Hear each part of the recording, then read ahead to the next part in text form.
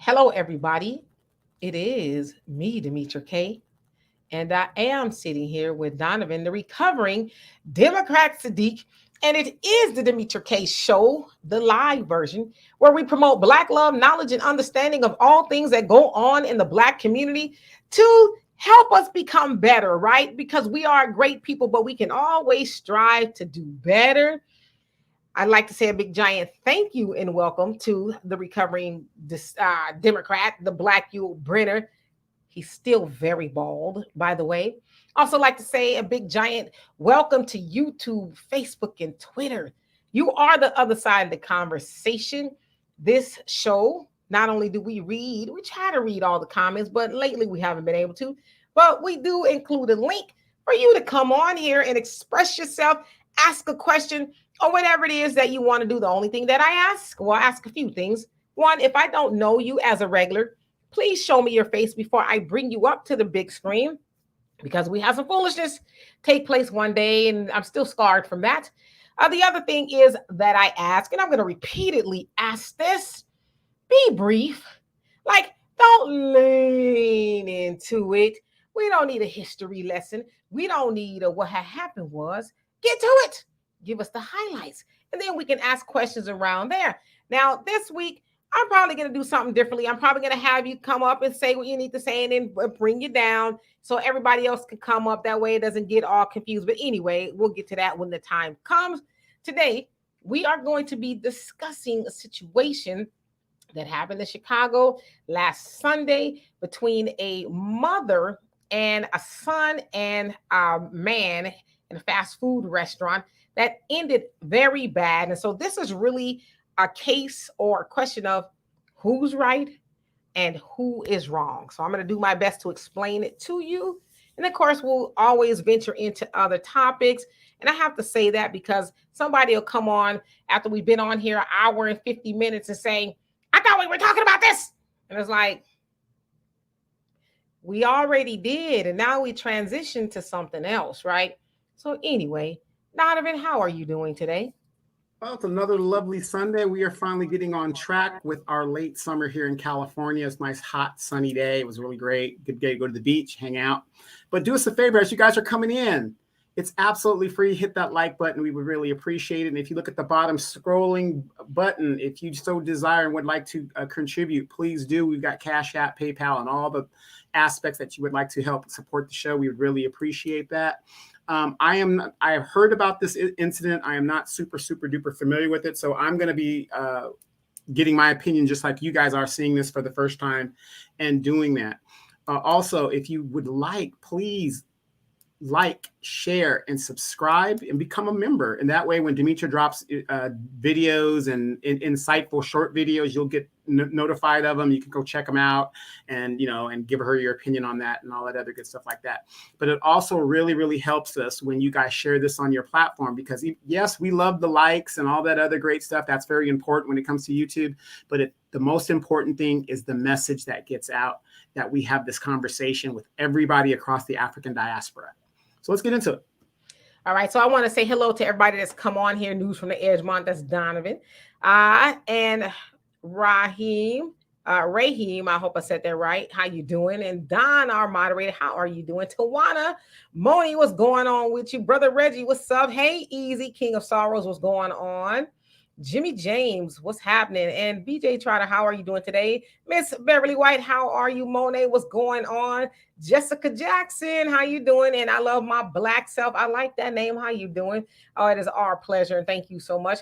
And Anais, how are you doing? And Brother Damon, what's going on? And who else? Brother Samuel, how are you doing? Facts Not Feelings. And V Lock Jr. All right, that's all that. And then the Sean West is on here. Okay, so let's go ahead and get into it. All right, I'm going to show y'all the video. Then I'm going to try to fill it in. And of course, you guys probably know a little bit more than I do, so y'all can fill it in as well. Hello, Emmett. And I'm actually going to show you two videos. Now, of course, I can't show y'all all of what happened because then I'll get in trouble here. But I'm going to do my best to tell you what happened. So here we go. All right, so before I show you the other videos, very short, I'm going to give it a little bit of context. Okay, so as y'all heard him say, last Sunday, so June 18th.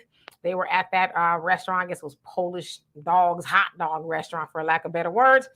And somehow Carlisha and Jeremy, that's the guy who ended up getting shot, they got into some sort of argument. Now, they said that before then they didn't know each other. I guess it was the first time that they saw each other.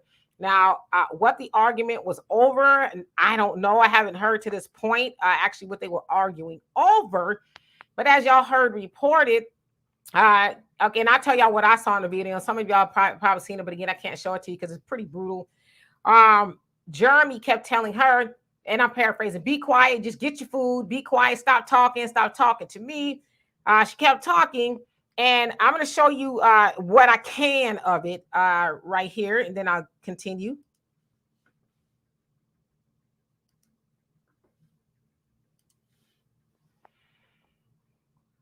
Ooh, so it won't show it. Let's see. Show it. It says it's too short. It won't show it. Oops. Hold on. Let me see if I can try to get it to show again. Nope. It won't show it. So anyway, it was really like 2 seconds long.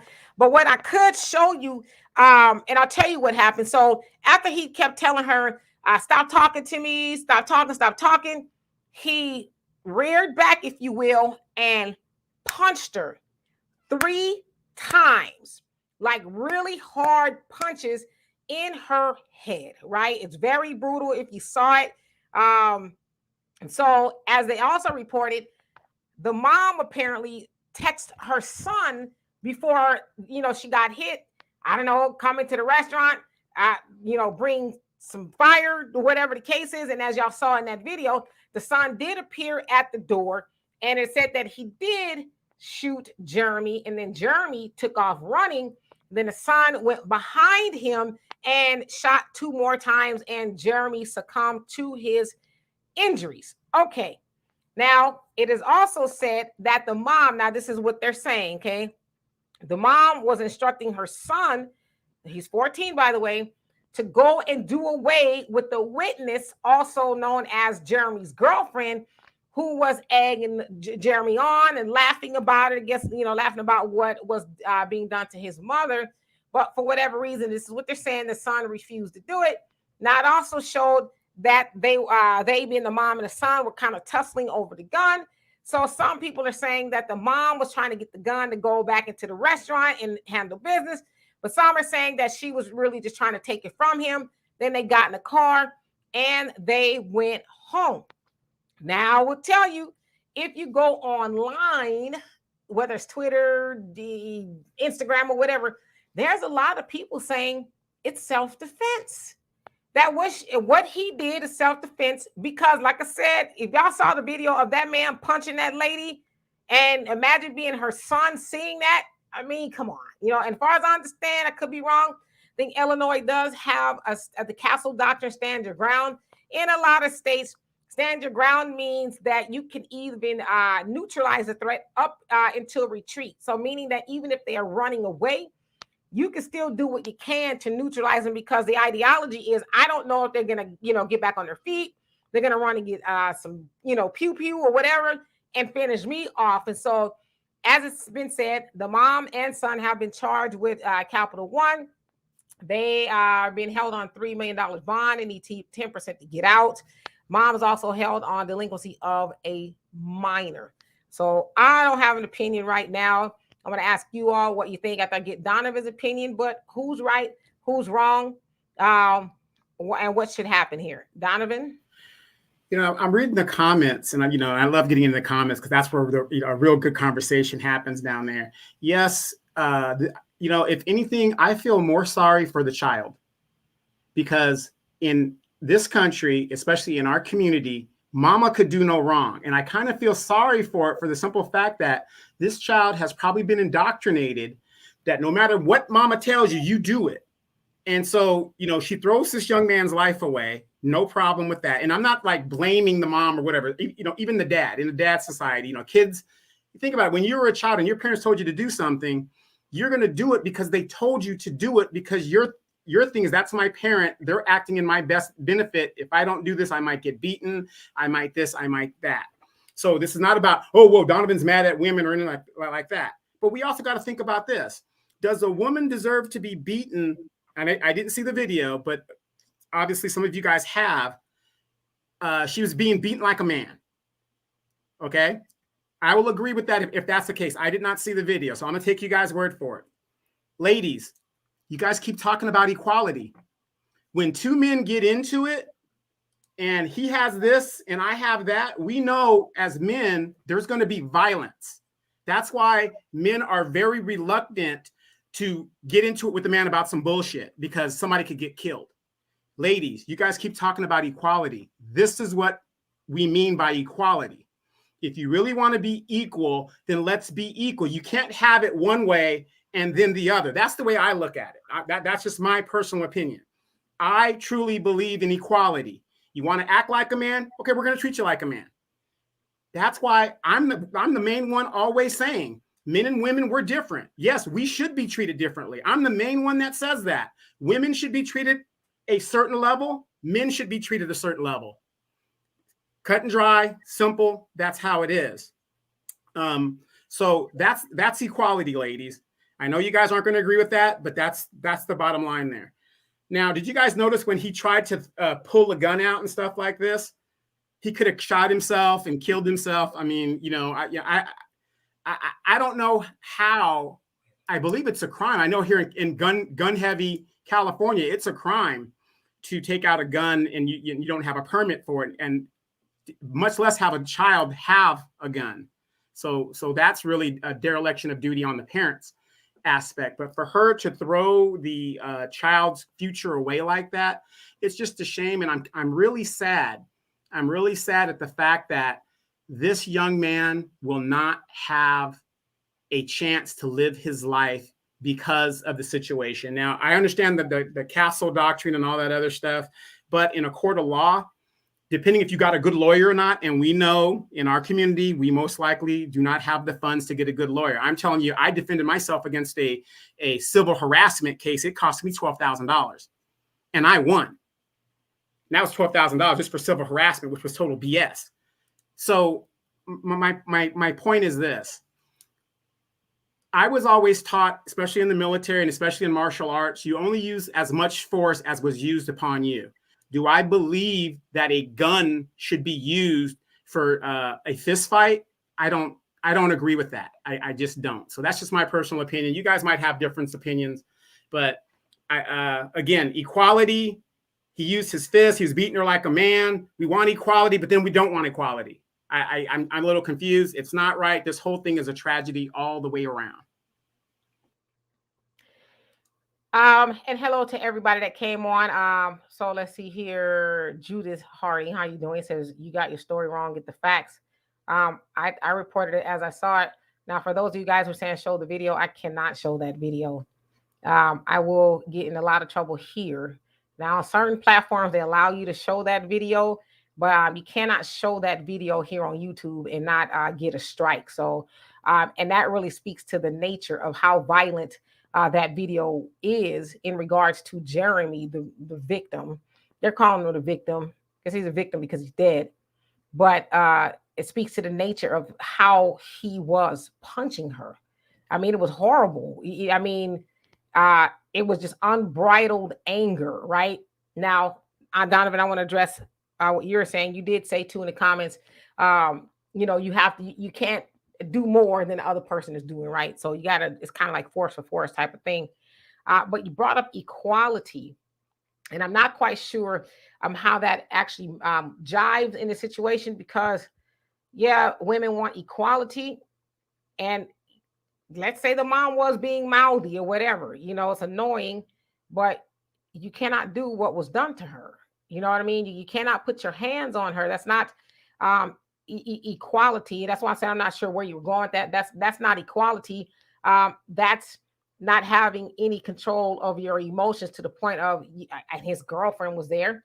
He puts his hands on another woman, and from what was said, the girlfriend thought it was funny that he, and you guys can go look at it if you want. I'm just not going to show it here, but the way he did her was horrific, and it's understandable why a child seeing his mom getting done like that would react the way he did. And even if she did send a text to her son, maybe she saw the writing on the wall. I don't know. I wasn't there, but yeah. Well, let me address that. What I mean by equality is exactly what you're saying. You don't know how a person is going to react when you deal with them.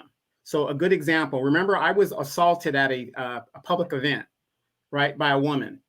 What man in his right mind is going to let his wife go stand in the face of a man and basically assault him? You just don't do that. That's what I'm saying. That's what I mean by equality. You don't know. Okay, I think I'm equal to you and whatever, and I'm going to go step to this person. You don't know how that person's going to react. You just don't know. So what I'm saying is, if you're a woman or a person of a lesser stature, I'm a smaller man, right? I'm an average size man. I'm not going to step up to a 300-pound, 400-pound, 6'5", 6'6" guy talking crap. I'm not going to do that because I don't know how that person's going to react. And so what I mean by equality is that's what we're talking about. Just because you're a woman, that does not give you a pass that you won't get your ass beat like a man, especially in today's society. That's what I'm talking about.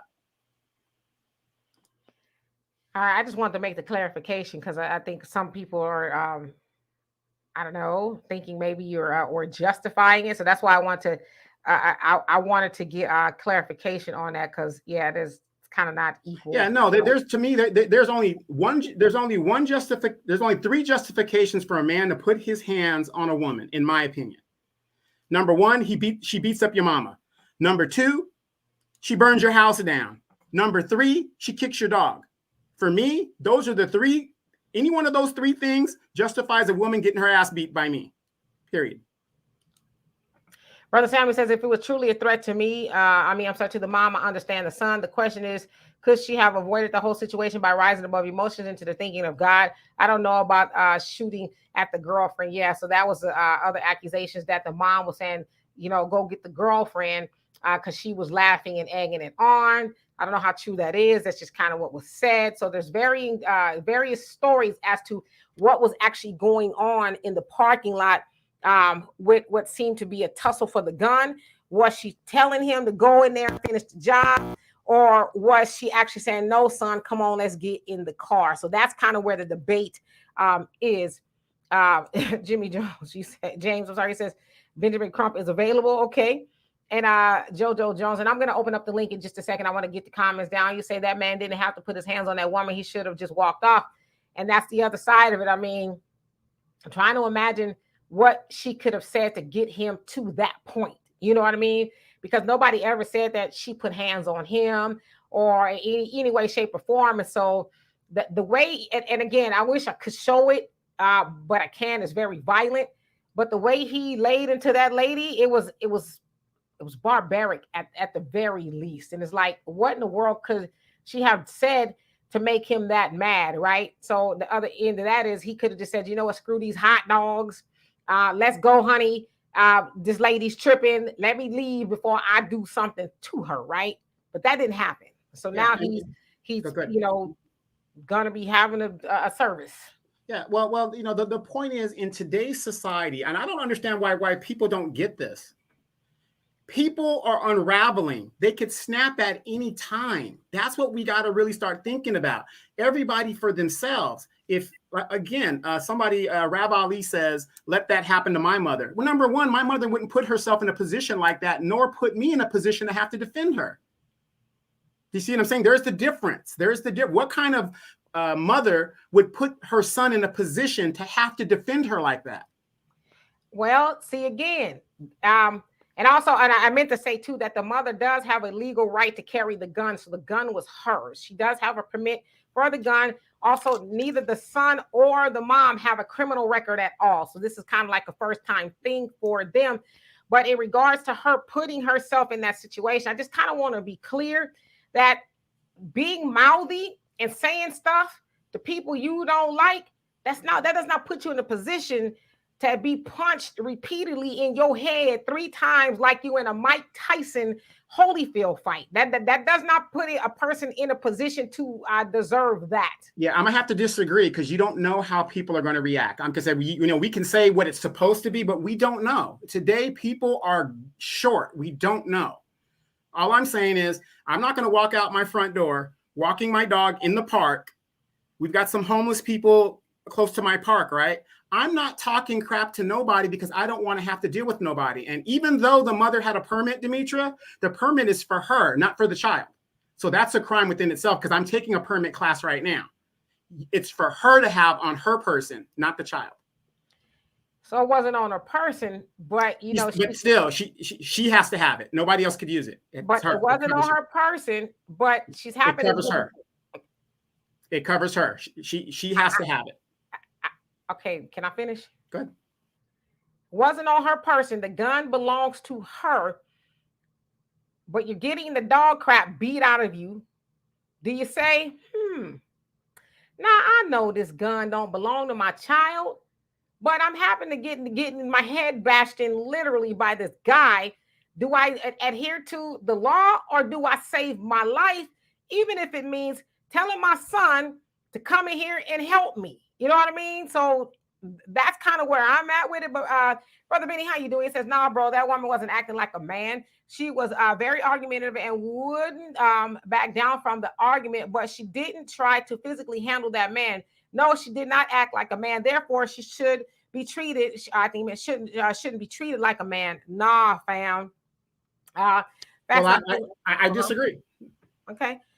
I'm getting ready to open up the link in about 2 minutes. Let me get this comment section down. So Moni says she never got up in the man's face, not in no aspect. The man was too close in her personal space. They had a few words. She never called him out of his name and did not put her hands on him. And Trisha, how you doing? He says he sounds like an idiot. Idiot. You say, let me finish. Equal would be arguing. The minute he put his hands on her, there was nothing equal about it. Yeah, I'm gonna drop the link right now. I see y'all want to come on here. Oh, yeah, no. And again, everybody's entitled to their opinion. Like I said, my opinion might be totally different than yours, but again, I don't believe in meeting force with a reasonable force that's equal to the one that's given to me. Remember, I spent 24 years in the military. It doesn't make me an expert or anything, but most of you guys out there, you guys don't know what it's like to use deadly force. You have no clue other than what you see on the TV. And I'm not trying to be disrespectful. Because when you take somebody off of this planet, that is a very powerful thing for your psyche because you take away everything that person has or ever will have. So, again, it's easy to armchair quarterback. I'm going off the video. I just saw it just like you guys, some of you guys just did. And I'm just giving you my opinion. I don't believe in the death penalty. I shouldn't believe people shouldn't be putting hands on anybody else. But if you must put your hands on somebody, I believe you should only use the force that is used against you. That's it. Hello, Brian. How you doing? It says it's messed up that the guy was dead wrong, but the mother should not have put her son in that situation. She could have just left a dangerous situation like that. But I understand as for her, for standing up for herself. But a situation like that, you have to be smart, not combative. Sad story. And that young man did natural instinct protecting his mom off the top. I totally agree. You guys, the link is open. I put this on YouTube, so you have to go to YouTube to click on the link. Y'all know the routine. I need to see your face. If I don't know you ordinarily, please keep your commentary and your questions brief. Let's also be respectful.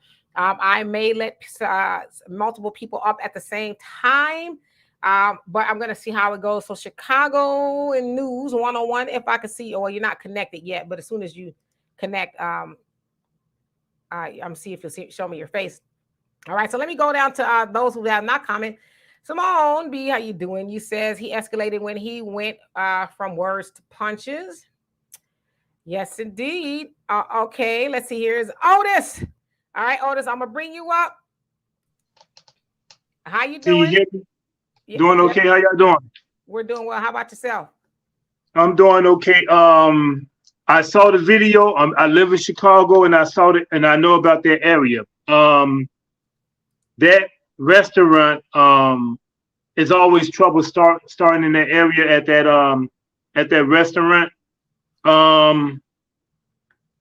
From what I hear people talk about and what I see, a lot of from Chicago standpoint, a lot of people in Chicago that got guns, they tend to have an ego. They get this ego on them, like they can't be touched.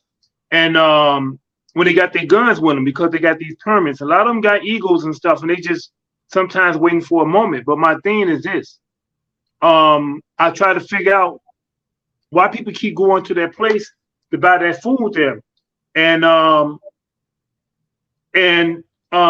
that's the reason is because despite it's the only place on the south side like that, the other ones are located on the west side or somewhere else. But those restaurants, I don't want to say the name of it. I'm not going to get on no recognition. But that restaurant, those names is all over the south side, and on the west side, it's always trouble. People have been shot. People have been fighting over there, and I was wrong the first time. I didn't know anything about the video, but seeing the video, and then listening to you talk. I just joined on about 5 minutes ago. I saw the video. I just think that guy should have just walked off. He should have just shut up. I don't know what she said, but whatever she said to him, it shouldn't have led up to the point that he started punching on her. If he had a girlfriend with him, I don't know, maybe both for the females, I don't know what happened, but still, it shouldn't have went to that point. It shouldn't have got to the point that her son had a gun in the car. If it was her gun, my thing is this: why would you go out there and you know how bad it is? Just go somewhere else. But I understand a lot of people on that side of the town on the 115th and Halsted, they don't want to go down to 78th and LaSalle at the other restaurant that's the same name. I understand that, but the thing is, if you know you need a gun going there, why even go to that restaurant? Absolutely. All right. So, you have anything else to add? I'm gonna try to keep the traffic light on here today, as I know people want to come up and speak their opinion. So thank you so much for your commentary. As I do know you do live in Chicago, so I'm sure you guys have been hearing a lot about this situation. So I know you guys will be glued to see what the outcome will be. Yeah. Like I said, it just the thing about it, the aldermen in that ward, they should have closed that place down a long time ago with all the trouble that's there. And that's not the first time they was shooting up there too. All right. Well, thank you so much for. And like I was going to say, Jeff, remember people with these gun cards being able to carry their guns and stuff. What I see in Chicago, a lot of them they're big headed now. They think they're untouchable, and that's one of the issues in Chicago too. But as for the man though, like I said, he could have just he could have just went outside, waited till the lady got her food, and then came back in. Because the thing about it, I'm sure there are a lot of men in there and a lot of women in there. They probably thinking the same thing. Let it go outside, let her get her food, then go. That's about it. Yeah. All right. So somebody, I'm finna mute myself. All right. Thank you, Otis. Marcus, unmute yourself. Can you hear me now? Yes, we hear you. Hi, Brandon. How you doing? Go ahead. We can hear you. How y'all doing? We're doing well. How about yourself? I'm good. When you get a minute, give me a call. No, I've been absent a lot, but I'm tell y'all about it. Y'all give me a call after the show, or when you can. But ain't this isn't this what it looked like when you've been abandoned? Ain't this the end result when you've been abandoned? You sort of been forgotten about or given up on, because we know what Chicago reputation is and what it's been for a long time, and I think this is just kind of the downfall of a problem that's been going on for a long time. this is Chicago. This is how Chicago works. This is how it moves. And I mean, not taking away the effort of some people, but the real efforts for changing it, for making it better, for even just gun control, or the many guns that are in. I mean, this is where we at right now. It's kind of for me, the way I'm looking at it, all I see is the same thing we done seen before. We done seen this already. And it ain't been too long ago that we saw it. You know, so where I'm looking at the way we say we need to get out the way and let white people implode, I think white people just need to get out of our way. We'll do the work for them. We're doing a damn good job right now, you know. And it's getting more and more ignorant. It's getting more and more unnecessary. It's getting more and more situations like this that don't make any sense, that lead to this for no real reason. No real reason. You know, what do you use how do you put your child in that situation? Right. All of this just is ignorance, arrogance and ignorance. That gun, man.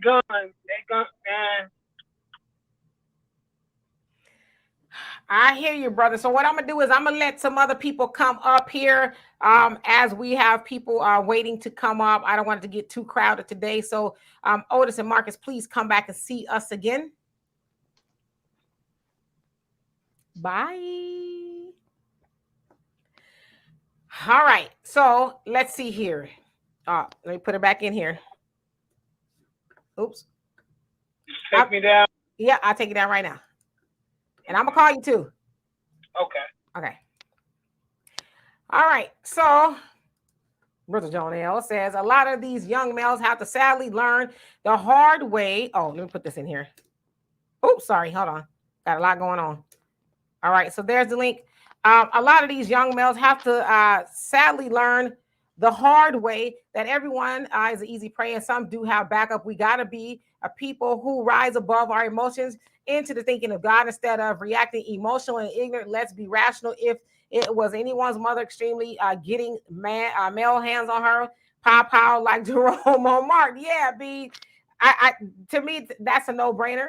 You see your mama getting have that done to her. I mean, you're probably not gonna sit back and say, "Well, Mom, what did you say to him? Did you talk stuff to him, Mom?" Because if you did, you know what I mean. You probably your instinct is to react. I would think. Right. I just want to say real quick, great comments in the comment section. And let me just say this. It doesn't matter what you call me personally, because I can take it. I'm not going to get a gun and delete you or anything like that, because we're having a conversation. So, you know, all the insults and stuff, you know, my opinion's my opinion. Your opinion's your opinion. And guess what? I respect your opinion. You're a tough cookie there. And Brandy says, exactly, Sister D. He threw horrible punches into that sister, and there's something in law called temporarily lawful possession. Okay, there you go. That state may have a variant of that law. Yeah, so a lot of people are saying that she helped her son throw his future away. My hope is that that is not the case. I could see somebody snapping. You know, what do they call it? Like blind theory type of thing, right? You see somebody, you know, I know there's no telling what she actually texted her son. Maybe she said help or whatever. Maybe he didn't know to the gravity of what he would see in regards to what's going on with his mom. And he neutralized the threat to his mother from what we know, right? And I see some people saying we don't have all the story. Y'all don't have the whole story. Y'all don't have the whole story either. And we're not going to count emotions as stories. We're going off of what we've heard. I simply asked the question. Is what we. Sorry, hold on a second. My microphone fell. Donovan, take it from here.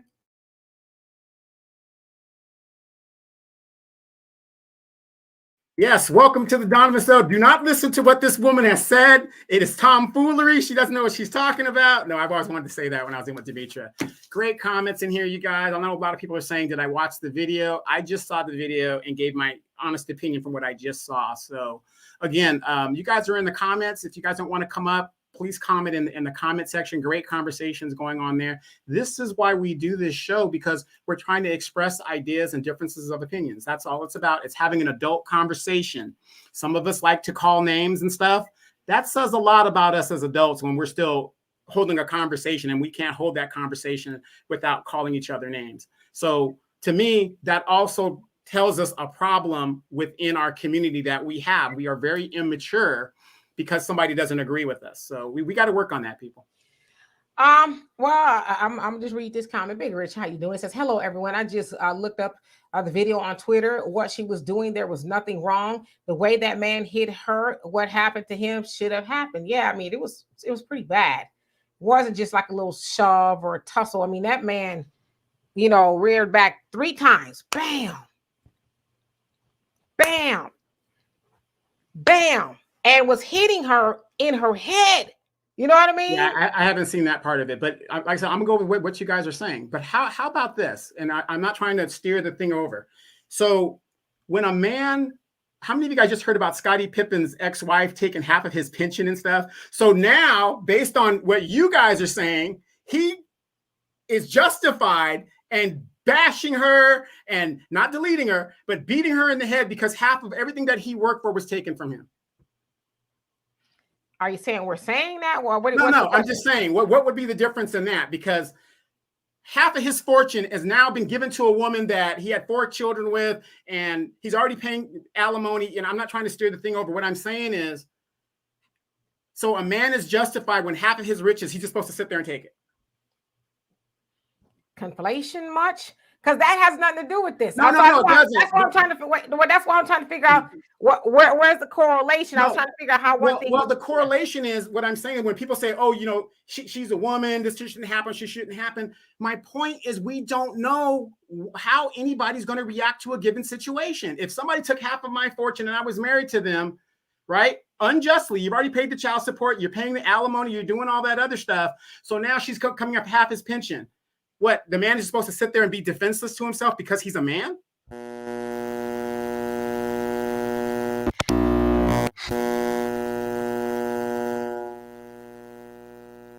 Yeah, your mic. I think you have too much of your Mr. T Gold on. Oh, right. Like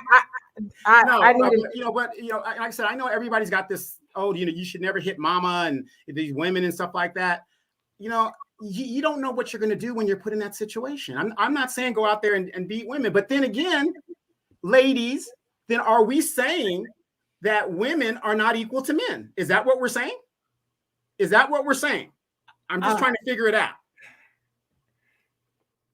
The link is in the comment section, y'all. I see what you're doing there, Donovan. It's not going to work. Wait. Go ahead. I see what you're doing. In debate, we call those red herrings. It's a distraction. It kind of like you're like drawing straw man. It has nothing really to do with what we're talking about. Because I see what you're saying. You're trying to bring up equality. You brought in Scottie Pippen in his situation with his ex-wife getting half his NBA pension to kind of show, it's like balance. But it's like comparing apples and grits, because the situations don't go together at all. Well, yeah. Satchery, I hope I said that right. Can I see your face really quick? Yeah, no, I agree with you. They don't go at all. But then again, it kind of does, because they're saying you should never hit a woman. So I don't agree with that. There does come a time where you might have to hit a woman. Again, I'm not saying you should go out there and do that. A real man wouldn't do that. But what I'm saying is to have this anomaly that women, no matter what they do, men should sit there defenseless. That's BS. I was assaulted at a public event by a woman, and if I had defended myself, I would be the bad guy. It's total BS. Brother, ain't nobody saying that. You conflating a whole lot. We saying that no man should randomly jump on any woman at any restaurant. No, I didn't say that didn't happen. Remember, I didn't see that video. I haven't seen the video yet. Brother. That man jumped on that woman about some words. What he got is what he deserved. I don't know about that, but again, I didn't see that. Let the brother finish. Everybody's making an issue out of how they reacted, but ain't nobody giving this man what he's supposed to get.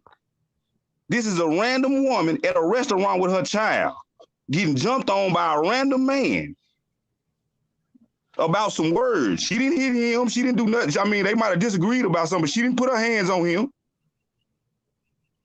That's the issue. The man jumping on the woman. That's the problem. That's what this is about. These people shouldn't be charged with nothing. I'll relinquish. Well, that's a good point. Like I said, I'm not saying that. I didn't see that part of the video. We didn't get a chance to see that. I'm giving my honest opinion from what I'm already told. Again, in this country, you just can't go out and pull a gun, especially when you're this color, and think that you're just going to walk away scot-free. Excuse me. Didn't this white boy Kyle Rittenhouse just go 3 states over to get in somebody else's business and kill some people and call itself protecting itself? Yeah. Why don't black people afford the same right in America to protect themselves? This is a boy walking in a restaurant seeing a grown man punch his mama like a grown man. Oh, absolutely. No, I agree. But the fact of the matter is, we're going to see when this thing adjudicates itself how it's going to turn out. Unfortunately, what I'm telling you is it don't matter how it adjudicates itself. Mm-hmm. The fact of the matter is these people shouldn't be charged. We giving the judicial system too much credit when we already know they don't treat us fair. I agree wholeheartedly. Now, I'm going to disagree with you in the fact that this person shouldn't be charged. Everybody's going to be charged. Now, should they be acquitted? Absolutely. Absolutely, they should be acquitted. Everybody's going to be charged. Let me say this, Sandy. How you doing? It says when has it become unthinkable to defend your mother getting beaten by a thug? He was wailing on that woman, and are we supposed to just let it happen? The cops weren't going to protect her. So I say the unthinkable because there's certain things you cannot say on YouTube. So it's not that I'm diminishing or whatever. I'm trying to have a conversation with you guys. See, this is what I would ask for you guys. I know this is a very heated topic per se, but let's use some common sense. I was not there. I'm going off of what was reported for as much as I can. I think I did as much research as I can of what is known at this point. But I'm not saying unthinkable because it's an opinion. I'm saying unthinkable in regards to what actually happened, if that makes any sense. Okay, so are y'all good? No. Like I said, we're having an adult discussion. We're good with that. Like I said, but unfortunately in this country, no matter what you do, you're going to be charged. Should they be acquitted? From the video, I didn't see the assault part yet, but I'll look into that. I'm just giving my honest opinion for what I saw today. If this is how it's going to go, absolutely. If it's self-defense, it's going to come out that it's self-defense. They should be acquitted. Absolutely. So how do you say your name? Is it Sachet? Sachi? Sachi. I know it wasn't no Sachi. I don't want to make sure now. Sachi. All right, Sachi. So do you have anything else to add? No, not really. It's just weird to me that people are trying to make it like the woman and the kid is bad for protecting themselves. Like, what son gonna walk in and see his mama getting beat like that and not react crazy? Yeah, and then some people would even argue, was he acting crazy or was it just, it's instinct or, it's almost like that fight or flight type of thing. I don't know. It's just, you don't have a lot of time to think in that moment. You see that happens to your mama, you probably not gonna sit up and try to have a whole conversation with yourself or anybody else, right? You're gonna act, and then obviously you have maybe some regrets, or you think about it once it's over. But I don't think it's crazy that he reacted that way. And I want to keep reiterating too that the mom nor the son have a criminal background, and the gun was legally registered to the mom. So they were all kind of, not kind of, but law-abiding citizens. So I don't know. You know what I mean? Now, let me ask a question. Like I said, I didn't see the video of the assault. Were there any other men, a fry cook, anything that did these men just sat by and just watched, or what was going on? I mean, yeah, there was other people in the video. The older gentleman who kind of, skedaddled on out of there once the guy started punching her. He was an older guy, so I don't want to make excuses for him, but I would imagine it's pretty scary. There was a guy who was a cook on the other side of, the restaurant or whatever. And I think there was other people there. Obviously, his girlfriend was there, but just not seeing the video, Donovan, everybody kind of explained what happened, as far as the mom did not put her hands on him. and he laid into her. To me, I don't even think he laid into her worse than he probably would of a man. It was a lot of hate behind what he did to her. It was I cannot subjugate you by making you be quiet. Therefore, I'm going to make you physically. That's what that was, right? So, you guys can click the link. And Sachi, if you don't have anything else to add, come back and see us again. All righty then. Y'all have a good day. Thank you. Thank you for coming up. All right. So I'm just going down to the comments. The link, I'm going to post it again to come up. Just if I don't know you're not a regular, whatever, just show me your face. So I can bring you up to the big screen. And I'm seeing the comments. I just want to kind of address people who I haven't seen yet. Beats by Dizzy, how you doing? He says, my people, my people. And Mr. Mystical Black Realms, how you doing? He says he had I think he meant right to put your hands on a woman. And Vlog Gene says, Donovan, did you watch the video? So he said he did not certify. Okay, so you were just I haven't seen the assault part. All I saw is what Demetra showed here initially. So and because the video is so short, this particular platform wouldn't let me bring it up because it's only I can only show y'all really like 2 seconds of what happened, and that was him lunging at her. I didn't want to show y'all him connecting. Like I said, it was really brutal. But again, even without seeing the video, I'm not saying that a man should be brutalizing a woman as if she's a man. That is not what I'm saying at all. If what you guys are saying is true, and I'm going to take you guys' word for it, absolutely that was unacceptable. That's why I'm also asking if there was other men in the situation that could have de-escalated or subdued that man and gotten what he did. My thing about deleting somebody for whatever. You could call me a pacifist or whatever. Like I said, I was in the combat zone and bad things happen. I'm not the judge of it. If that's what it comes to and this person got what they deserve, I don't know. Like I said, I sat on a jury and it's tough when you look at the facts and everything that was actually happening there. It's just a tough situation. Some people, you guys want to delete people and revenge and stuff. I don't believe in that. Put the person in jail for forever or whatever, but it is what it is. I mean, and then, the way he was punching her, I could see her being scared to think maybe he would actually take her out of here. I mean, one of those punches really could have, ended her life. And Robin, how you doing? He says, I pray the son gets off, but the mom tried to get her son to go back and take out all of the other witnesses. Glad he didn't do it. That's what they're saying. And the other witness was the girlfriend of Jeremy. That's a guy who is no longer here. They said it was his girlfriend, but that's what they're saying. Is it actually true? Nobody knows, right? That's just what is coming out of it. Needless to say, that did not happen. So, and if there were, capable men in there, not taking ahead of the situation, I think it also deals to the society where we're at today, where nobody wants to get involved in anything. That's another reason why these things start happening, because we don't want to get involved. And a situation like that, a woman's being pummeled like that, I definitely, and Demetra, you know me, I definitely would have put a stop to that straight out.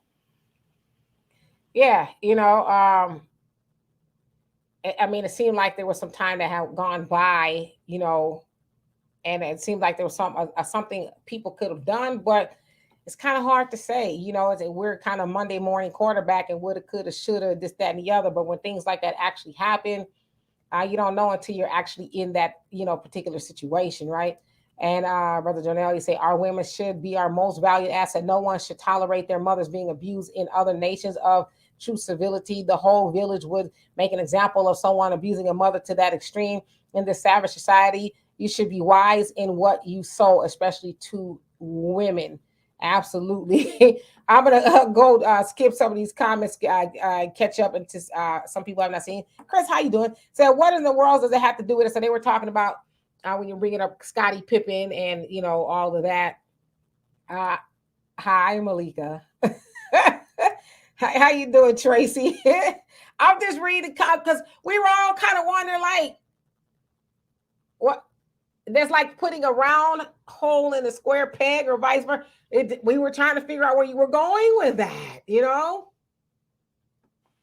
And you guys got the point. I'm glad you guys got the point of that. We didn't get the point. That's the thing. Actually, you did. Actually, you did. We did? Oh, okay. All right. All right, moving right along. You know, Black America, I'm tired of you. Talking about some equal rights and equals left. All right, let me go on down. Let me see. Catching up. Black America's, that man's a genius. I think, we're on the same. We're here. Black America, me and you are here. Chris, you say you can't say that. There comes a time when a man should hit a woman, then say a man shouldn't hit a woman. You're confusing yourself. No. Absolutely. Demetra knows I stand 10 toes down. Demetra, what do I say? There does come a time a man can put his hands on a woman. There's 3 times, and I've already said it. And I stand 10 toes on that. That a woman, no matter what she does, is untouchable. That's one of the problems that we're having. Oh, when mama says it, go get a gun and shoot somebody. We're already being pre-programmed like that as beings. There does come a time when you got to put your hands on a woman. I was assaulted. Now, thank goodness, because of who I am, I did not defend myself and let the woman assault me. But in any other case, no, I don't believe in that. If you put your hands on me, I will defend myself. Period. I don't care if you're a woman, a dog, a cat, whatever it is. I will defend myself. Hello there. But again, I want to stress that wasn't the case here. It wasn't the case that the mother put her hands on Jeremy. And the mom's name is Carlisha. So Carlisha did not put her hands on Jeremy. So that wasn't the case at all. And I think that's kind of maybe where the confusion is going on, because it sounds like you're, I don't know, maybe it's implying that maybe that's what happened, when I want to be clear that did not happen. No, exactly. No, I agree. Words should not set a person off. But like I said earlier, you don't know a person that you're dealing with and what will set them off. We just don't know. Not saying it's right. I'm just saying. Yeah, and Robbie, there's a lot of people like you. I don't think I've seen too many people say that they should be charged. I've actually seen way more people say that they should not be charged. It's self-defense. And because, to your point, if you listen to the media, they keep calling the guy a victim, and I guess he is in a way because he's no longer here. But they really have not given it a full-throated explanation as to why he's in that situation, right? They say he hit her 3 times, but when you hear that he hit her 3 times and you see that he hit her 3 times, there's no comparison, right? Because when you actually see it, you're like, oh, all right, then it makes sense. It makes sense as to why he's not here anymore. So a lot of people are saying that they shouldn't be charged. And if I'm not mistaken, there's people trying to raise money for their legal defense. If I'm not mistaken, Brother Jonell says, I believe with the right defense attorney, her and the son will be cleared. It was self-defense. That young man saved his mother. Yeah, I mean, I agree. If Illinois has a castle doctrine, they could apply that, because as I said, in a lot of states, they're like, you can use the castle doctrine up until retreat, which means the person is running away, but you have a reasonable fear to think that they may, come back and, try to do something to you or, kill you. So it just depends on what the law there is. I have a question. This happened in Chicago, correct? Yes. What does the Black mayor, who's doing for all the immigrants and everything, what is his opinion on that? And what are some of the so-called Black leaders saying in regards to this video? I just saw it today, so I'm just wondering if you guys heard anything about what the Black leaders are saying, and if anybody is going to pro bono represent these people. There's a lot of Black attorneys out there. So I haven't heard anything about Black leadership saying anything about it. Sounds like it kind of really came to light within the last couple of days, because it happened last Sunday. It came to national attention, I should say, in the last couple of days. But I haven't heard anything as far as any leaders saying anything about it or anything like that. I just think this is a situation of emotional intelligence was not being utilized, probably on both sides. And the man wrote a check that he could not cash, right? He thought he was going to physically subjugate that woman and get away with it. I guess he didn't account that her son may be in the car with a weapon and able to neutralize his stupidity, right? I'm not saying she wasn't silly or whatever. I don't know what happened, but it was sure enough stupid of him to do what he did to her. What was he going to do? He beat her down and get his hot dogs and then leave with his girlfriend and go and have a good day? Like, what was supposed to happen with that? Like, where in your mind do you think you can brutalize a woman that way and just, hurry up with my hot dogs back there. I'm trying to get out of here, I would imagine, and I don't know the guy, and I don't want to judge him, but that I don't know if you wake up that day and do that for your first time. So maybe he had a history. I don't know, but it's crazy if you ask me. And City University of New York, how you doing? He says we got to start demanding that our people go free sometimes too, because we always eat up the excuses that they freed us about why we deserve to, I'm sorry, fed us about why we deserve to die. No, I totally get it. Totally. Yes, Common Man, you got to go see the video. Sorry, I cannot show that to y'all here because it's just YouTube would never allow me to do that. They would take the video down and all kind of stuff. All right, so I'm just skipping down.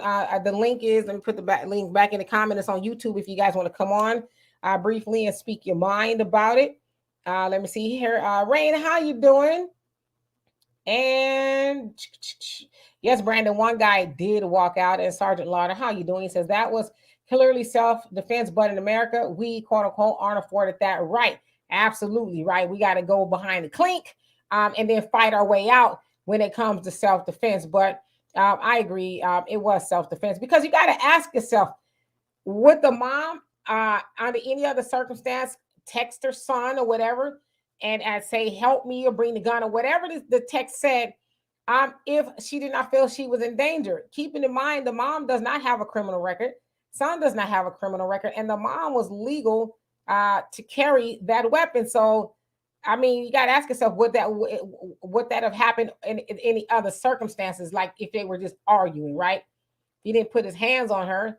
The likelihood of the mama calling her son for help probably wouldn't have happened. But apparently she texted her son before the blows took place. So I think it's safe to assume, and I'm going to use that very, underline, that the mom felt in fear of her life. Because, he was telling her, you better be quiet. And I'm paraphrasing, you better be quiet. Don't say nothing else to me. You bet, that kind of. So I don't know. I think that was reasonable fear on the mom's behalf. Yeah, let me say that I'm going to read ahead of you real quick. Jay Wilkes says, Donovan is right, and most people are missing the real issue, which is the legal issue. Is someone's justified to use deadly force when someone is being attacked by fists alone? Now, for those of you that have concealed carry, I don't know what it does in other states, but here in California, when I took a safety course and a concealed carry course, right, the course wasn't the big deal. It was the legal insurance that they were trying to sell you and have you understand that when you pull that gun or you're going to use that gun, be prepared to have to defend yourself in court by the person's family and all this stuff. You're going to lose all of this stuff if you don't have legal insurance. How many of you guys are aware or have taken a course like that? And that's what they tell you. I mean, it's a legal aspect more so than what's right. Hello, and I'm a Choti. Did I say it right? A Choti. A Choti. How you doing this fine Sunday afternoon? I am doing fantastic. I'm just coming into the live stream, and thank you, my sister, for allowing me to come on and speak. Just called to tell the end of this story, and I wasn't really aware of it, but it seems that it was the altercation between a mother and her boyfriend or stepdad, and the son came in and unalived the man. Is that what's going on right here? No, so what happened was, just from what I saw, and there's a lot of stuff still coming out, and Denise also on here says that lady never told her son to shoot the man. I heard her clearly say, get in the car. The media is lying. So that's why I said there was a kind of confusion as to what was actually being said. But what it was a verbal altercation that took place in a restaurant in Chicago. And then the verbal altercations turned into a physical one when the man, who is what you say unalived at this point, decided to strike her 3 times in her head. And it wasn't just like it was, like MMA type of stuff, and before that took place, it sounds like the mom texted her son who was in the car and it maybe alerted him as to what was going on. Then another video shows the son, who was 14, standing at the door, and he reaches in and he pulls out his weapon, or her weapon, I guess it was, and he neutralizes the threat. Then Jeremy, the guy who was on the live, ran outside, and then he went after him to completely neutralize him.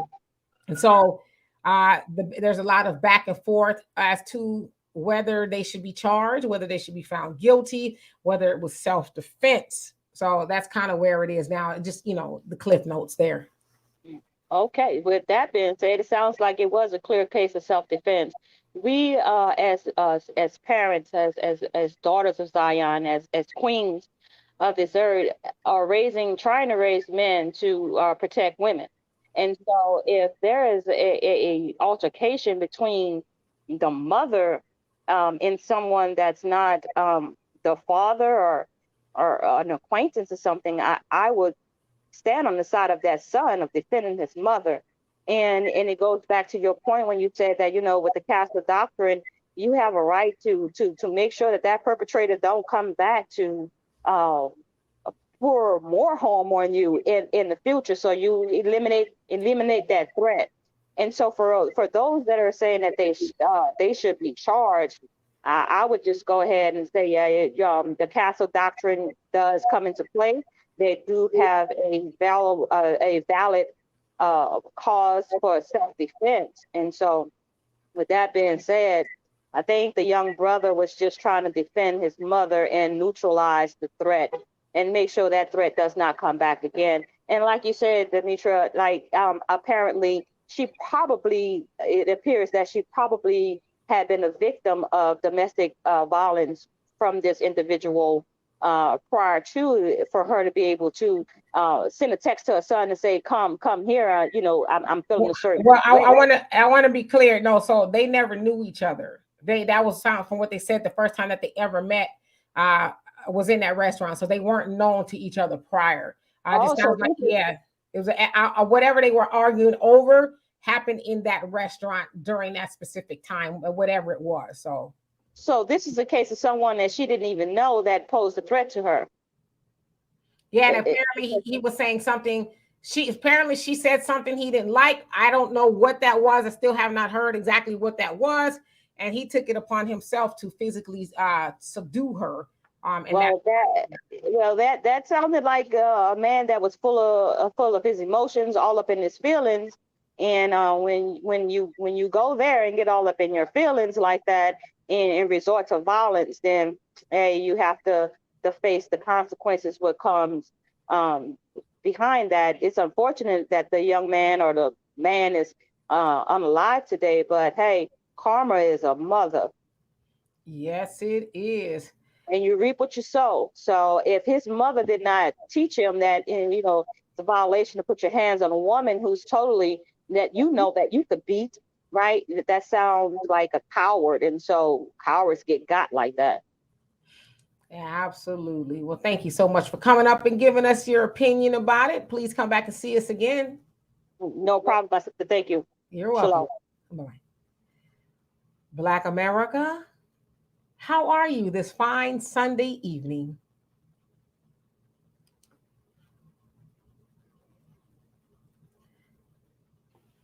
Black America, you there? Mike. Your mic is muted.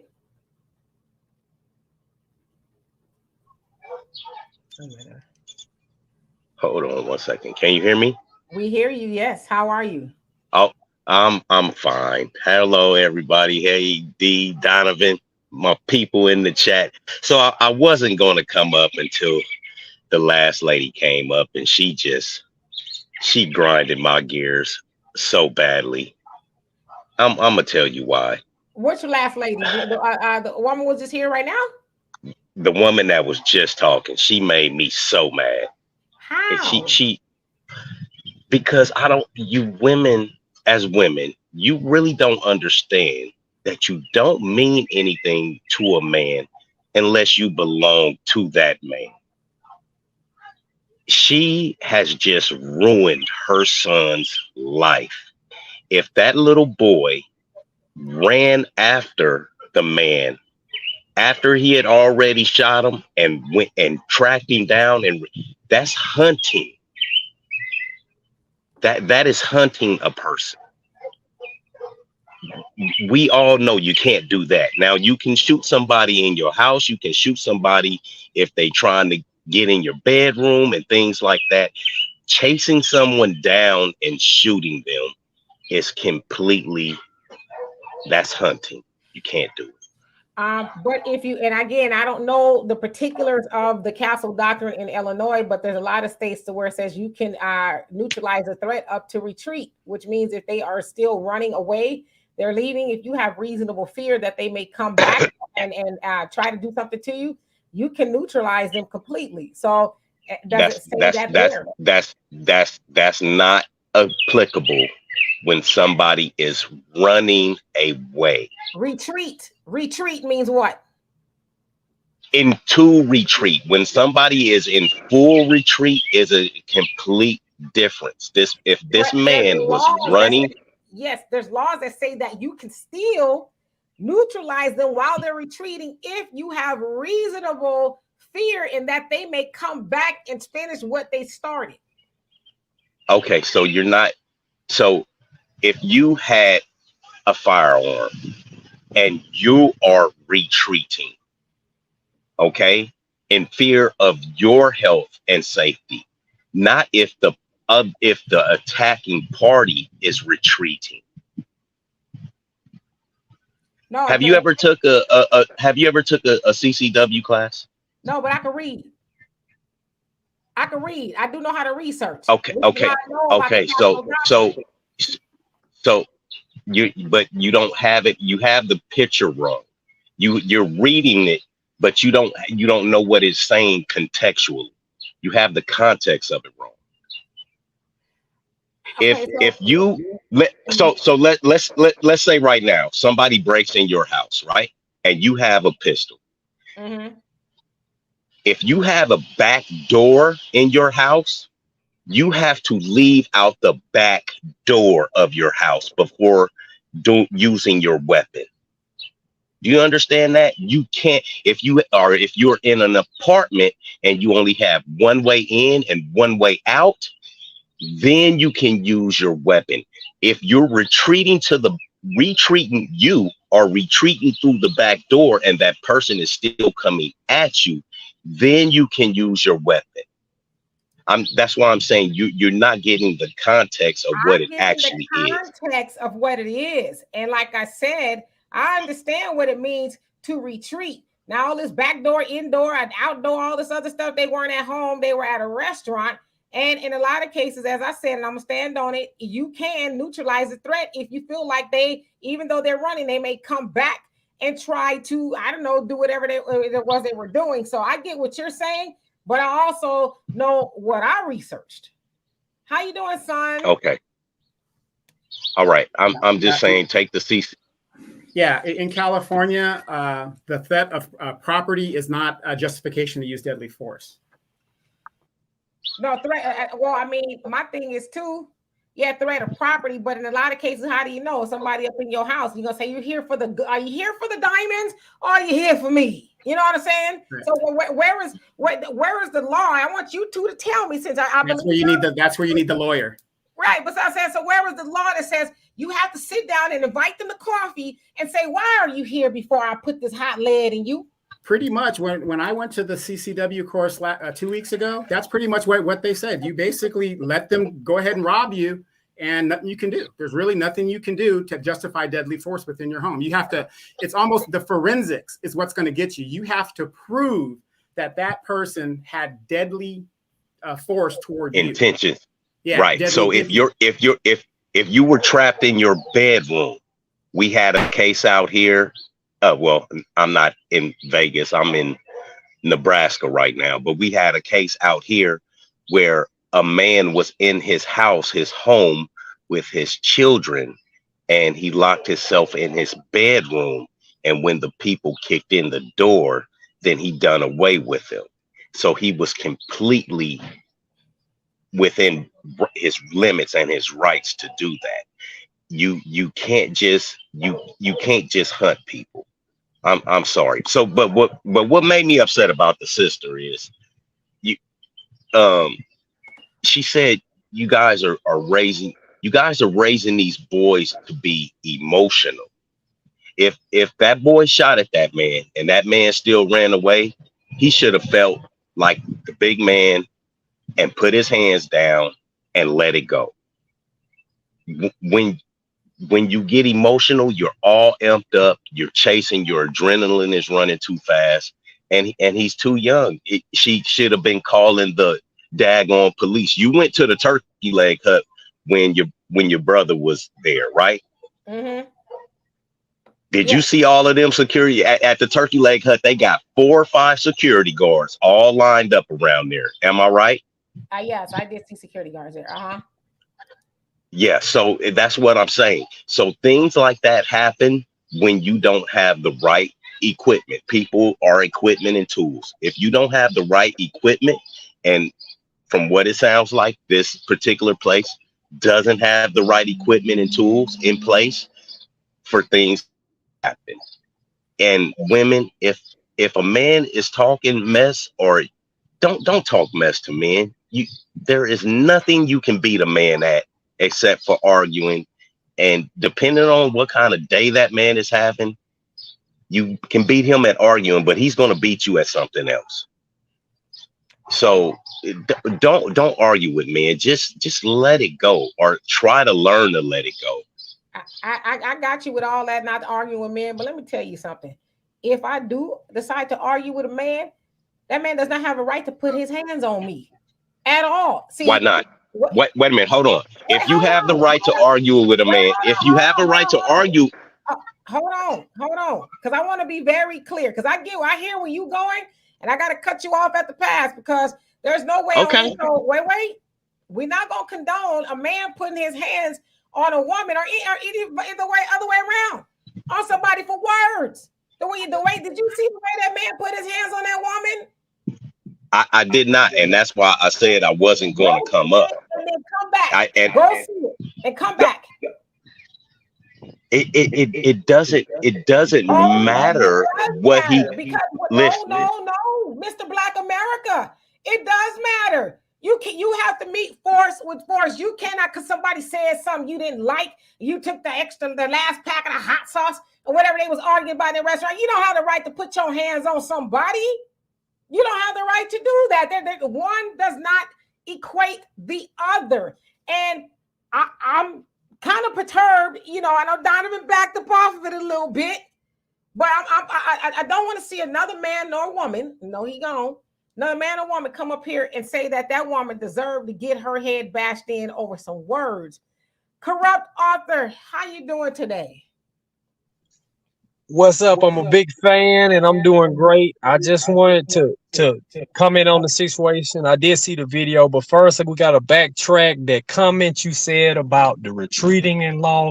We got to be responsible, because most people are not going to learn gun laws, and then they might hear that you got a nationwide audience and you put that out there, and they might just do an action based on hearing you say that. So there are a lot of situations you need to know the gun laws in your state, but if you do chase someone down, you have to use that gun and give them orders like lay down, put your hands down. You can't just go and eliminate him, especially if he's no longer a physical threat to you.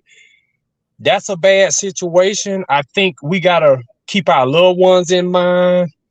I, as a mother, would not be arguing with a grown man because you put your son in a bad situation. That dude was totally lethal force was totally justified. That dude punched that lady in the head as hard as he could, punched her as hard as he could the second time. So it was totally acceptable for his son to shoot him down. There's no question. He was wrong. He put himself in that position. He lost his life. But also this kid is 14, I'm hearing. He's not even supposed to be in possession of guns. So as a mother going off and arguing with people, you don't put your son out there. She's gonna face charges for him being in possession. He's gonna face charges. And we don't know what may become of this situation if he chased him down and shot him some more, because you have violated laws. You cannot do that. So we just gotta.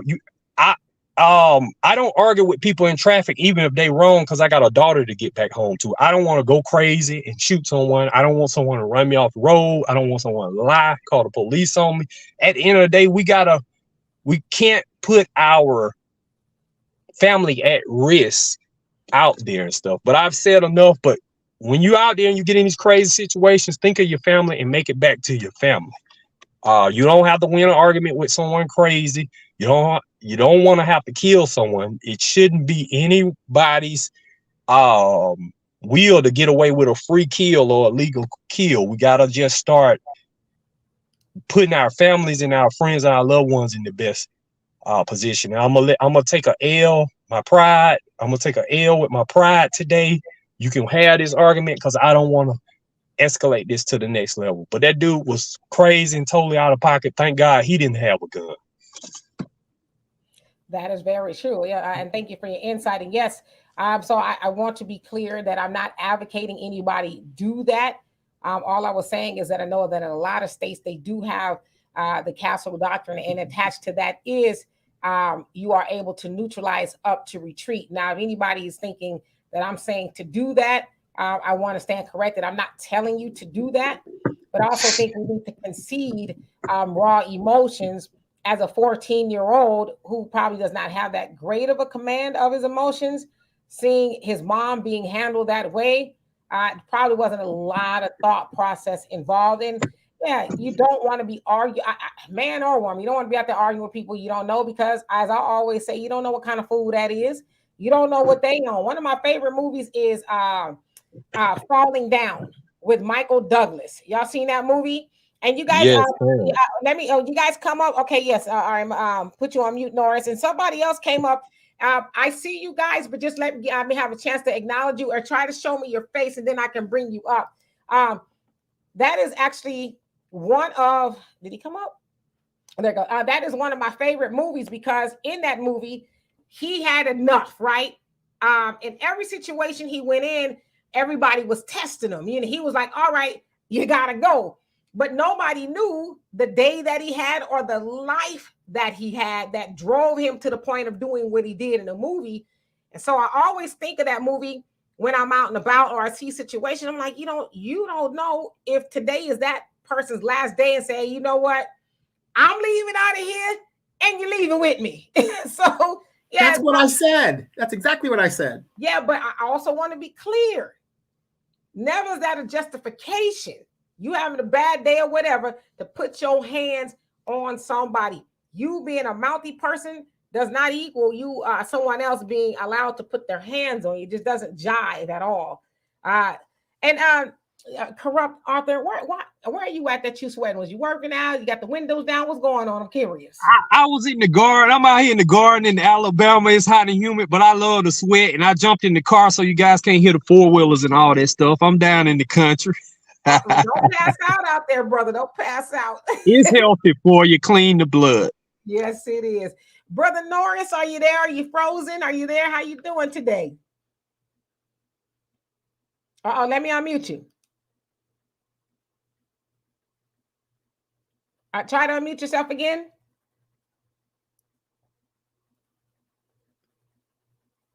Norris, I think he's frozen. Okay, unmute yourself.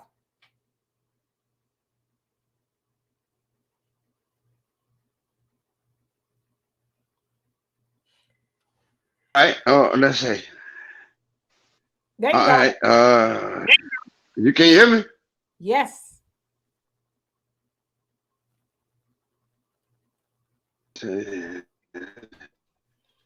We hear you. You hear me?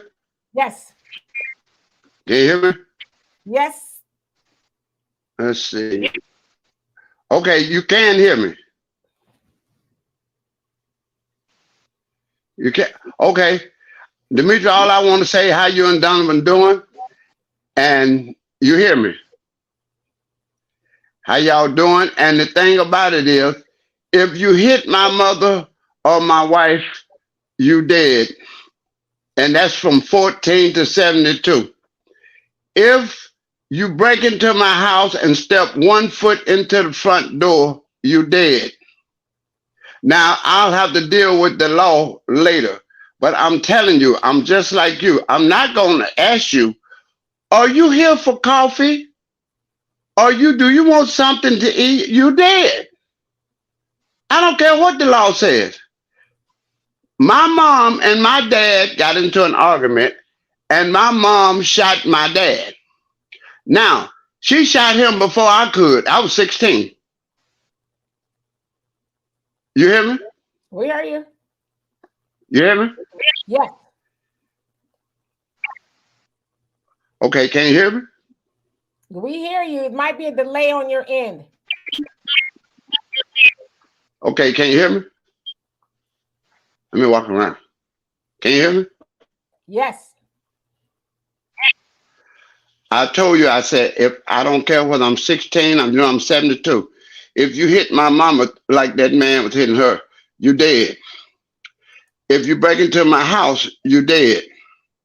Now, I understand if you're running from me and running away from the house, I'll let you go.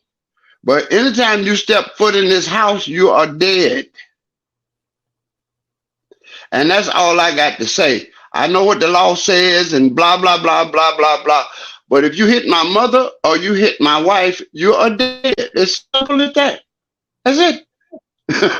That's all I got to say. All right. Thank you so much, Norris. Okay, thank you. Bye-bye. Yeah, you know what? Bye. Answer whenever there's a delay, just tell them give them 6 seconds and then reply. Yeah. Yeah. Yeah, but you can't be hitting my wife or my mother or anybody else that's dear to me. See, because all the things, I'm not thinking of laws at that time. I'm thinking of and if you look in the animal kingdom, if you attack another family member of an animal, you dead. They don't sit back and watch you. Absolutely. They attack you too. You go to a pride of lions and attack one of them and see what the other ones do. Absolutely. That's just to me. That's just a natural instinct. But like I said, if you attack me and mine, you dead. If you step foot in this house, you dead. That's it. We get the lawyers later, but right then you dead. But anyway, y'all have a good night. Thank you. You too. Bye-bye. All right. Bye-bye. All right. So I'll remove it here. There you go. Okay. All right. Yes, and you guys, I'm gonna put the link back up in there. So this conversation, it's a good one. You know, very good. It's a very good conversation. But again, the question remains: who's right and who's wrong? And most people I saw come on here said that the mom and the son should not be charged. And that's and I agree with them. But unfortunately, we keep forgetting we are in a society that uses any excuse to put us on the plantation. And what I mean by the plantation is slavery still exists in the United States. It exists under the doctrine of imprisonment. They're going to use anything. So what applies to them, even though we know what's right and whatever, and this is another reason why we should be vetting our candidates that represent us, so that when stuff like this goes down, we make sure that we get equal protection under the law. Do you know right now, if you just say something bad against the Asian, that's a federal hate crime? That's a federal hate crime. They have more protection for them than they do for regular Black people. And like I said, it's a sad thing, because everybody wants to be treated fairly and what's right, but we know in the system that we live in, that is not the case. That is not the case. And because we're at the bottom of the system, we can't afford those high-priced lawyers if we're putting in a situation like this. So, we have to go get a GoFundMe, or we have to get the public defender. The public defender's like, man, just take the plea deal. I got 50 cases already. So depending on what state, and I like what that other brother said, depending on what state you're in, you got to kind of know what's happening. Just because you're in the wild, wild west of Compton, California, and that's what's happening, doesn't mean it's the legal thing to do. Do you see what I'm saying? And I understand what you guys are saying, how you feel and all this other stuff, but unfortunately, these courts don't give a damn of how we feel. Well, as they would say sometimes, this is just my opinion, it's better to ask for forgiveness than permission. You know what I'm saying? Because I know it sounds good in the laws that tell you to do A, B, C, and D depending on where you are, but I can't think of too many people gonna sit up and have try to decide what I should do. This man is punching holes in my mama's head, and I'm gonna sit there like, you know what I'm saying? I'd rather neutralize the threat. This is just me, and I deal with it later. But you ain't gonna get a fourth time to put your hands on my mama. You know what I'm saying? So I agree, and I want to also comment. I noticed you said that that's your favorite movie, Falling Down. Demetra's lying. Her favorite movie is What's Love Got to Do with It, because she and I act this out. I'm Ike, she's Tina. Okay, just remember that. What's Love Got to Do with It? Watch the ending scene. Do you guys remember when Ike comes and gives Tina the roses? That's Demetra and I. Yeah, and then the end of the back of the limousine where Tina handed him his ass. That's my favorite part of the movie. Jessica says there's no way that as a woman I would get into a brutal argument with a stranger, especially knowing how crazy people are these days, just to prove I'm tough. Yeah, and again, I'm not saying anybody should do that. And nowhere am I saying that a woman should get into a heated argument with a man. But what I am saying, even if she does, he does not have the right to put his hands on her. See, I think we need to get very clear about that, because I hate that whole gray area. Well, you know what, A, B, and C, and D. Now, yeah, she'd have put her hands on him. Okay, you have a whole different ball game, right? That's where you can talk about equality and put your hands on people, right? She did not do that. And so, to even bring that into the equation, yeah, man, nobody should be arguing with strangers. You should not be doing it, but it did happen. And when it happens, you, on the other hand, if somebody's arguing with you and saying stuff you don't like, you don't come to the conclusion that you're going to put your hands on people. Because what if he didn't get shot? He would have been in jail, I would imagine, for assault, brutal assault. He could have killed that lady. You know what I'm saying? So I don't think he would have gotten away with that. So that's not something you could just do to people, Let me put the link in the comment section again if y'all want to come on and briefly speak your piece. And let's see, somebody else came up here. I don't want to pronounce your name, but it started, mispronounced it. It started with an M. If you want to come back up here, be more than happy to hear what you have to say. And I'm just going to skip down a little bit to the bottom, recognize the people I have not seen. John Michael, how you doing? And Black America said it's too windy. Look at the ancestors. Karina, how you doing? It says corrupt author sounds like you're a victim. Blaming when you said she shouldn't have been arguing with him in the first place. Shaking my head. You don't even know if she started the altercation. I mean, that's a good point too. What happened? Why are we assuming that it was her? That's how you doing? That started the argument. Donovan, how you doing? Look, when a man has a name like Donovan, everybody stop and listen, because he knows what he's talking about. Okay. Yeah. Okay. Unmute yourself.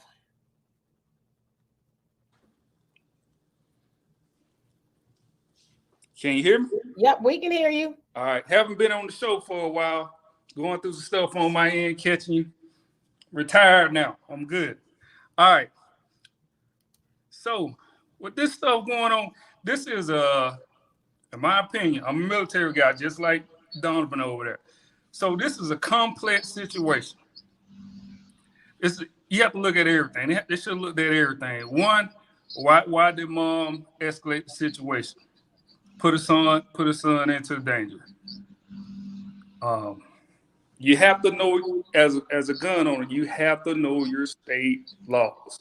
You have to know your state laws. Every state laws is different. Like someone mentioned at Castle Doctor. And then I think Black Authority, I want to say that's his name. Like he Black mentioned. America? Yeah, Black America. I'm sorry. Black America, what he mentioned. We can't hear you.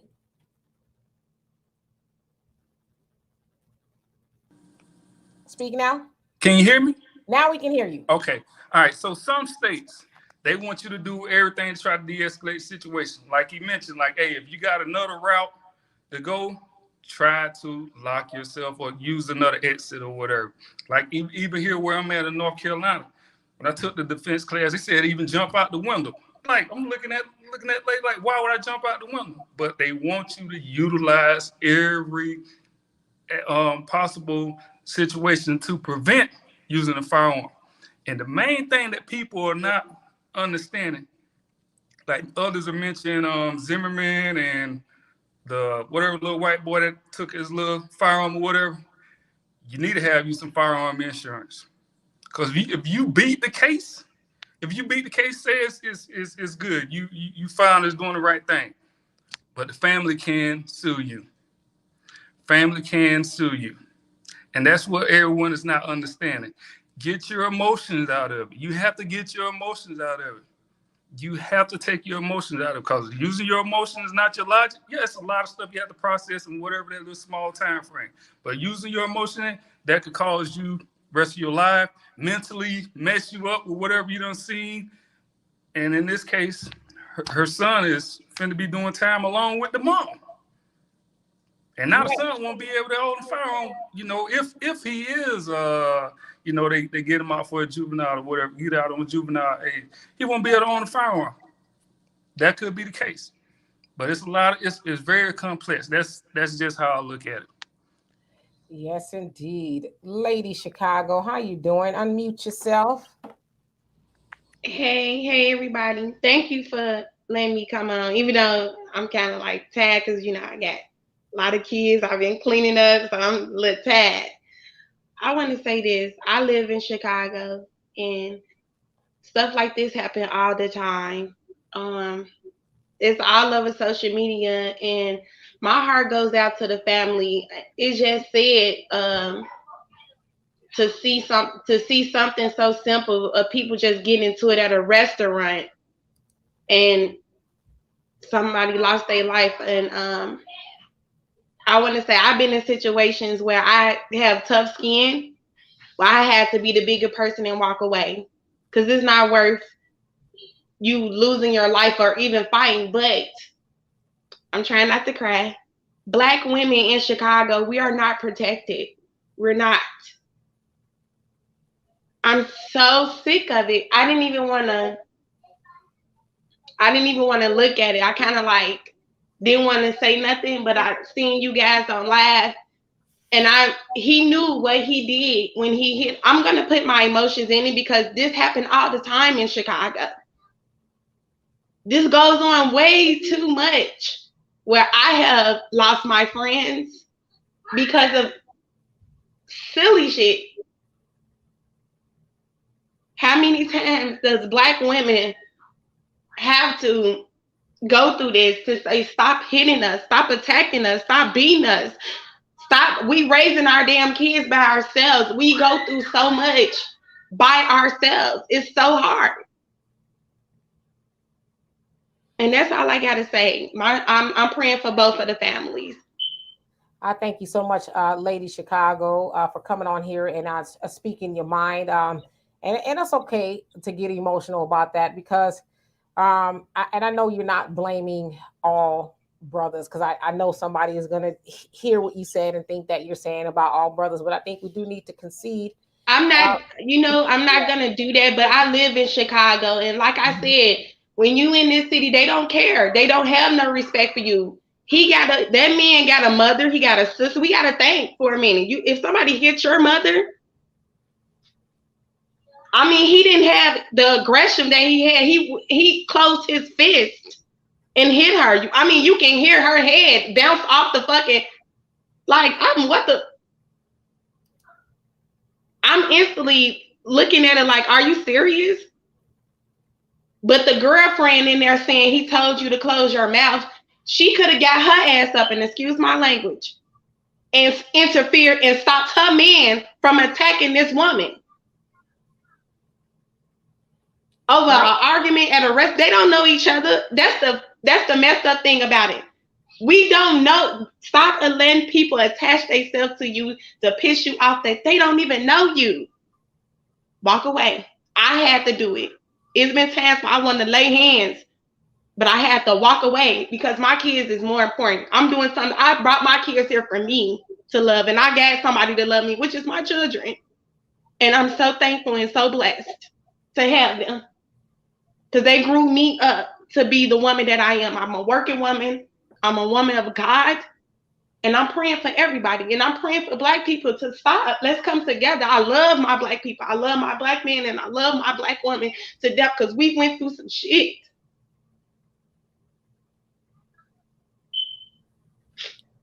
Yeah, I mean, you're absolutely right.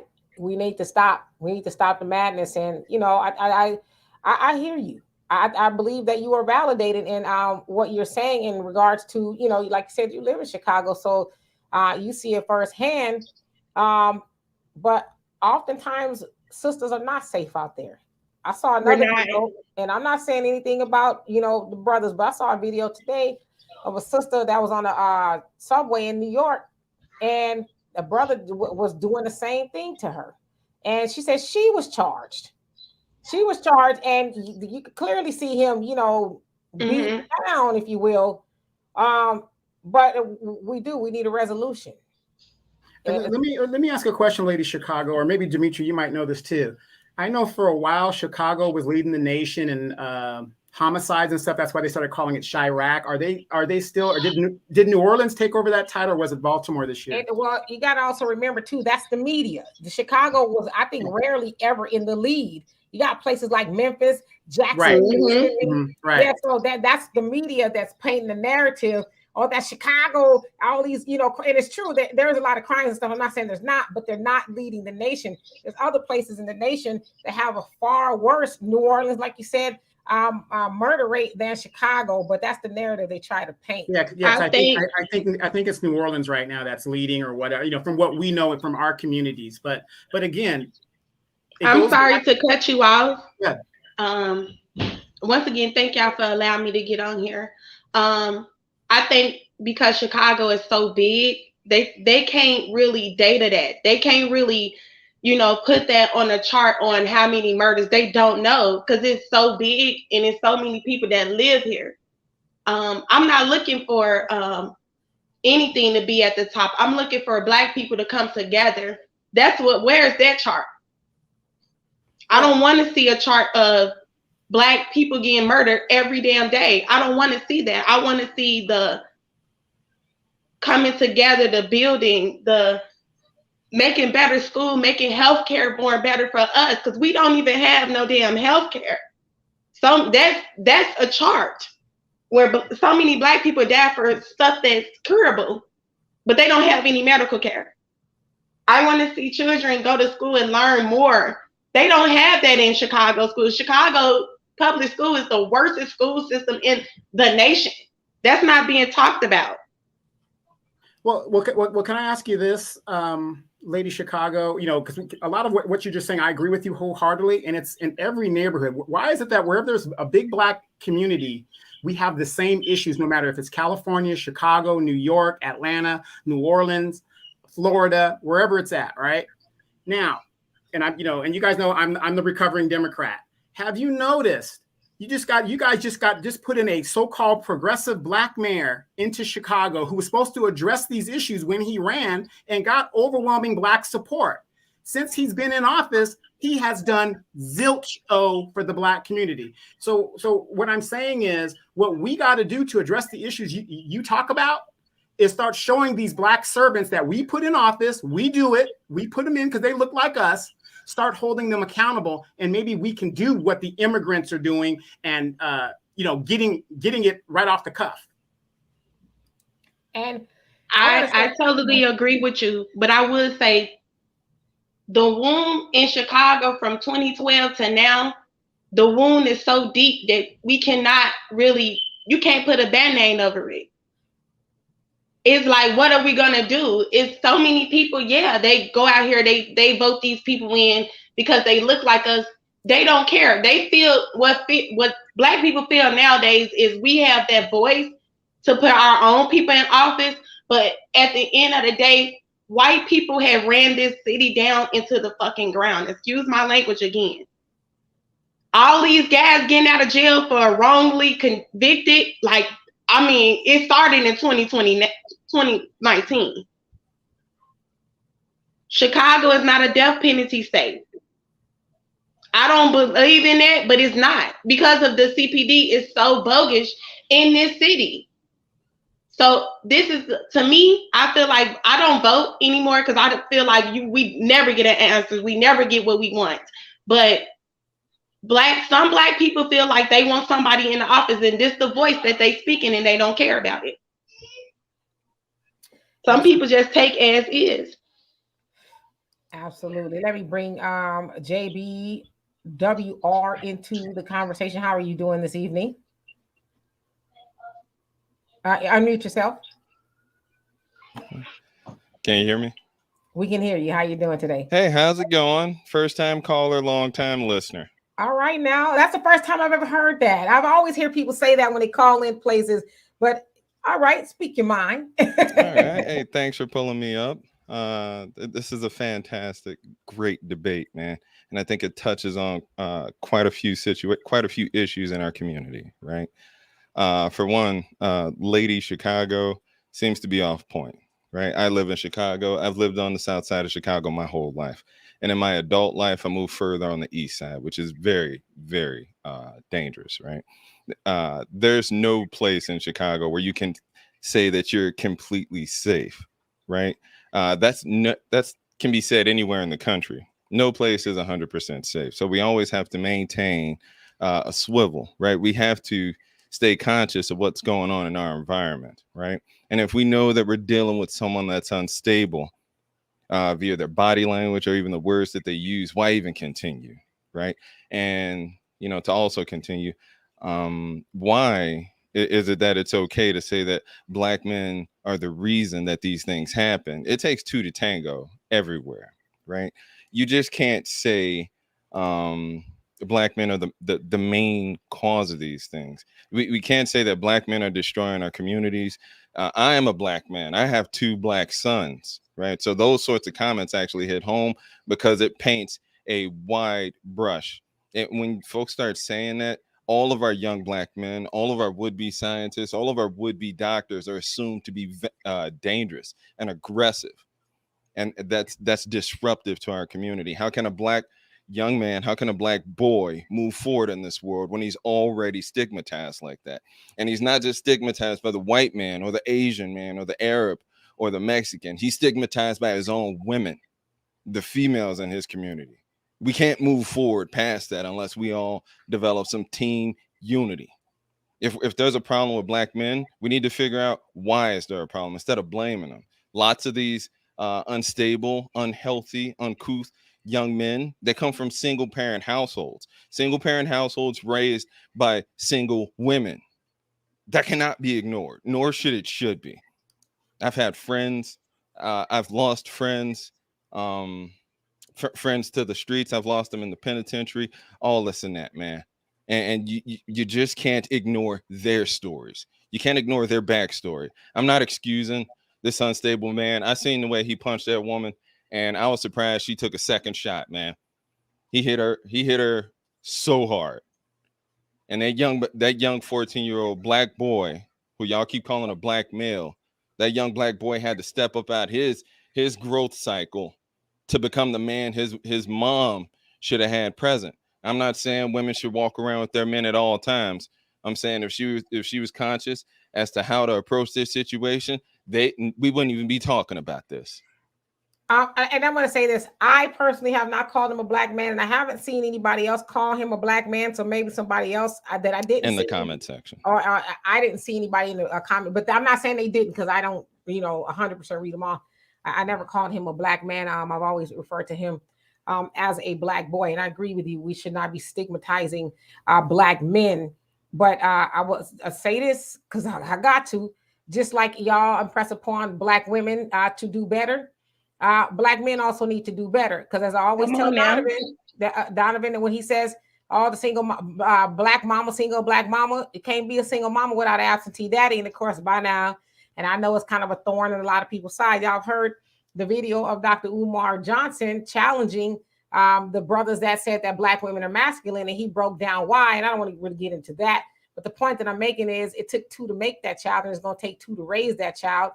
I also will concede, yes, that the mother is home with the child by herself. As Dr. Ava Muhammad said, she still should turn out a good product, even though she is raising that child by herself. but we got to bring both parents into the conversation. We need to get past the point of saying, well, it's a single black mama. It's a single black mama, because where was that daddy? I completely agree with you. It takes two to tango. It takes a male parent. Well, it takes both parents to raise a healthy child. I'm in complete agreement with you. I think everyone would get on board with that. But if these homes are not being maintained, if the male is somehow, if the man who is somehow been chosen to procreate with, to have a child with, if he is later determined to be unsuitable, other things have to be explored. You just can't blame the mom. You just can't blame the man. Both parties are accountable, and you just can't blame one without considering the other. That's all I'm saying. You just can't say black men are. I'm not saying you, Demetri. Demetri, you're awesome. Donovan, you're great. I'm not saying that blame should solely be placed on another.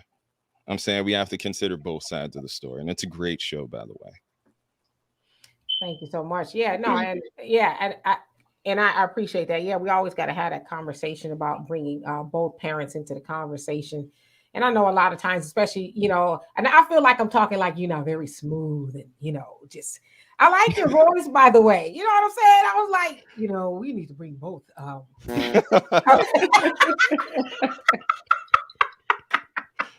Let me get loud and ghetto like I normally am. I'm just playing. No, but you're absolutely right. We do need to bring both parents back into the conversation. Even if they're not together, they need to say, okay, you know what? We didn't make it together, but we have a child together. We need to get on the same page and make sure that we are pouring great things into this child so that they are a conducive citizen to society and, to us. I want to say something. Sure. I've been here listening once again. Thank y'all. But I'm kind of happy that my mother kept me from my father, because my father was a drug addict and he was very abusive towards my mother. I'm not going to get into how I grew up, but I grew up when you're a black girl living in a black household, you grow up very early. You have to fend for yourself, and that's what I did. But my mother was there. She took care of me and my sisters and brothers. She worked 2 jobs, and I love my mother to death, and I thank her so much for keeping me away from him, because I'm not a drug addict. I'm 35 years old. I never done drugs. I don't get drunk or anything. So shout out to my mama. Absolutely. I see. Yeah, absolutely. And I always remember when we have these discussions, it's never an all-inclusive, all or nothing type discussion. We know within the community, it's like in the military. Donovan will tell you right there in the military, there's always that 10%. You got the 10% that's going to screw it up for the 90. So, everything's not inclusive. So, I just hate when they automatically get mad because, what's that? A hit dog hollers, right? If it's hitting you that hard, maybe we're talking about you. Like I said, we talk about Ray Ray and Pookie. That doesn't mean every black man out there is a Ray Ray and Pookie. Let's kind of be real. Big ups to your mom for raising you and your family. And there are a lot of women that are out there doing it for themselves. My mother was a widowed mother, and she has 2 productive sons that are in society. We both joined the military, did what we had to do, and we're productive human beings. So yeah, there's a lot of moms out there doing it, but there's also a lot of fathers out there doing it as well. Absolutely. So let's see here. Lady Chicago, you wanted to add something to that? Or you did already? Otis, what's going on with you? You see you have to come back. I was listening to Lady Chicago, and the guy, he already cleared it up. Not all black men in Chicago are bad men. There are a lot of black men that are protecting black women, even the ones that's out here starting trouble, setting men up, getting robbed, and you got black men that are doing the same thing, setting people up and getting robbed. You got good people and bad people in Chicago. That's everywhere. But since we're gonna say Chicago, black people in Chicago, then you just had that everywhere. And a lot of places that we go to, we know those areas are troublemaking places that you can get killed in those areas or get beat up. It's a lot of instances I can talk about when black women had done stuff in Chicago, but I'm not going to go into all that. But the other guy came on. He accused single moms for being the issue, and just like Lady Chicago blamed the black men. But I noticed that when both of you talked to, when you, Demetri, you mentioned, wait a minute, that's not everybody. Then they changed their minds and said, oh yeah, that's right. It's not everybody. It's just that, then they changed their mind. They realized it. But we have to be careful when we get up here and start accusing, when black people get up here and accusing all black people, all black men, all black women, because when we do that, there are people listening to Demetria channel that's looking for that information and use it against us. So we have to be careful of what we're saying, because like I said, you got good people, you got good black men and good black women, and bad black men and bad black women. And that's just how it is. That's everywhere. But if you want to just put it on since we talking black, that's how it been, that's how it always have been. This generation, it has more information than their parents ever had. So I just hope they look at the information, look at these black leaders when they spend time to themselves, and understand that why you have women. Look at the women in the Black Panther Party, the men in the Black Panther Party. Those people in the civil rights movement. I know that you mentioned about the black leaders. I kept hearing about that and seeing that, and I had put in there saying that the reason the black leaders are not saying anything about this situation because they still got a headache over that $51 million that Brandon Johnson gave to the illegals. But other than that, though, I'm gonna go ahead and get off this, and I just wanted to stop trying to blame all black men and all black women. It just, some people are good, some people are bad. And that's just how it is in Chicago. Let me say this before you leave. So on this show, I say all the time, we do not deal in absolutes here. As far as all or nothing, it's rare with really anything in life, I guess. Well, I don't know. So I never said all black men, and I never say no. You didn't say that. You didn't say that. Yeah, no. I know. Well, hold on, let me finish. But I'm saying, and we shouldn't. There's some people who do, but we should not do that because it's not all of anybody. It's gonna take all of us to fix what we got going on. And so I got quite a few people. I agree. It's gonna take quite a few people trying to come up here. So if you have anyone have nothing else to add, if you could drop down, I appreciate you. But if you want to add something to the conversation, then you can stay on. So let's see here. Okay. Who else came up? Corrupt Author, you came up last. Yes, ma'am. I'm just so disgusted about all the weak men with YouTube channels and these red pill and manosphere talking points. And if you was a kid, you wasn't highly sociable, which is a skill. You were scared to build relationships in the community. You got your degree, you ran, you moved to the middle class. Then leave the community alone. Let people who can come walk down the street, who know these people, who are not afraid of these people, deal with the issues in the black community. I'm a law-abiding citizen. I'm law enforcement. I'm former law enforcement. But I can come to the Crenshaw block party, and if you hate black women, you hate black men, you hate pookies and ways, let people who have respect in the community, because my grandfather, the name Crenshaw community is named after my grandfather's family. My grandfather has a street named after him. My brothers and my mothers, I don't even have to do anything in the community. I can come out here based on things my brother has done, based on things my family has done. So if you're not doing things in Chicago, keep your mouth off Chicago. I'm here in trying to help, trying to educate, and trying to help people in Wetumpka, Alabama, in Montgomery, Alabama. I'm in these neighborhoods. I'm welcome and I'm respected in these neighborhoods. Scary men, go on somewhere. You don't have the respect. No one wants to listen to you. No one wants to hear you. You are afraid of your community. That is a lot of your problems. You want to get on the internet and you want to attack people. I'm 10% Pookie. Maybe you're 20% Pookie. Maybe this dude is 80% Pookie. If you can't take Pookie to work for 6 months without you gotta call about Pookie, because I'm Barack Obama and I'm Pookie. I don't disassociate from anybody, and I'm gonna leave it to that. Y'all stop being weak and help and stand up and be fighters. Wow.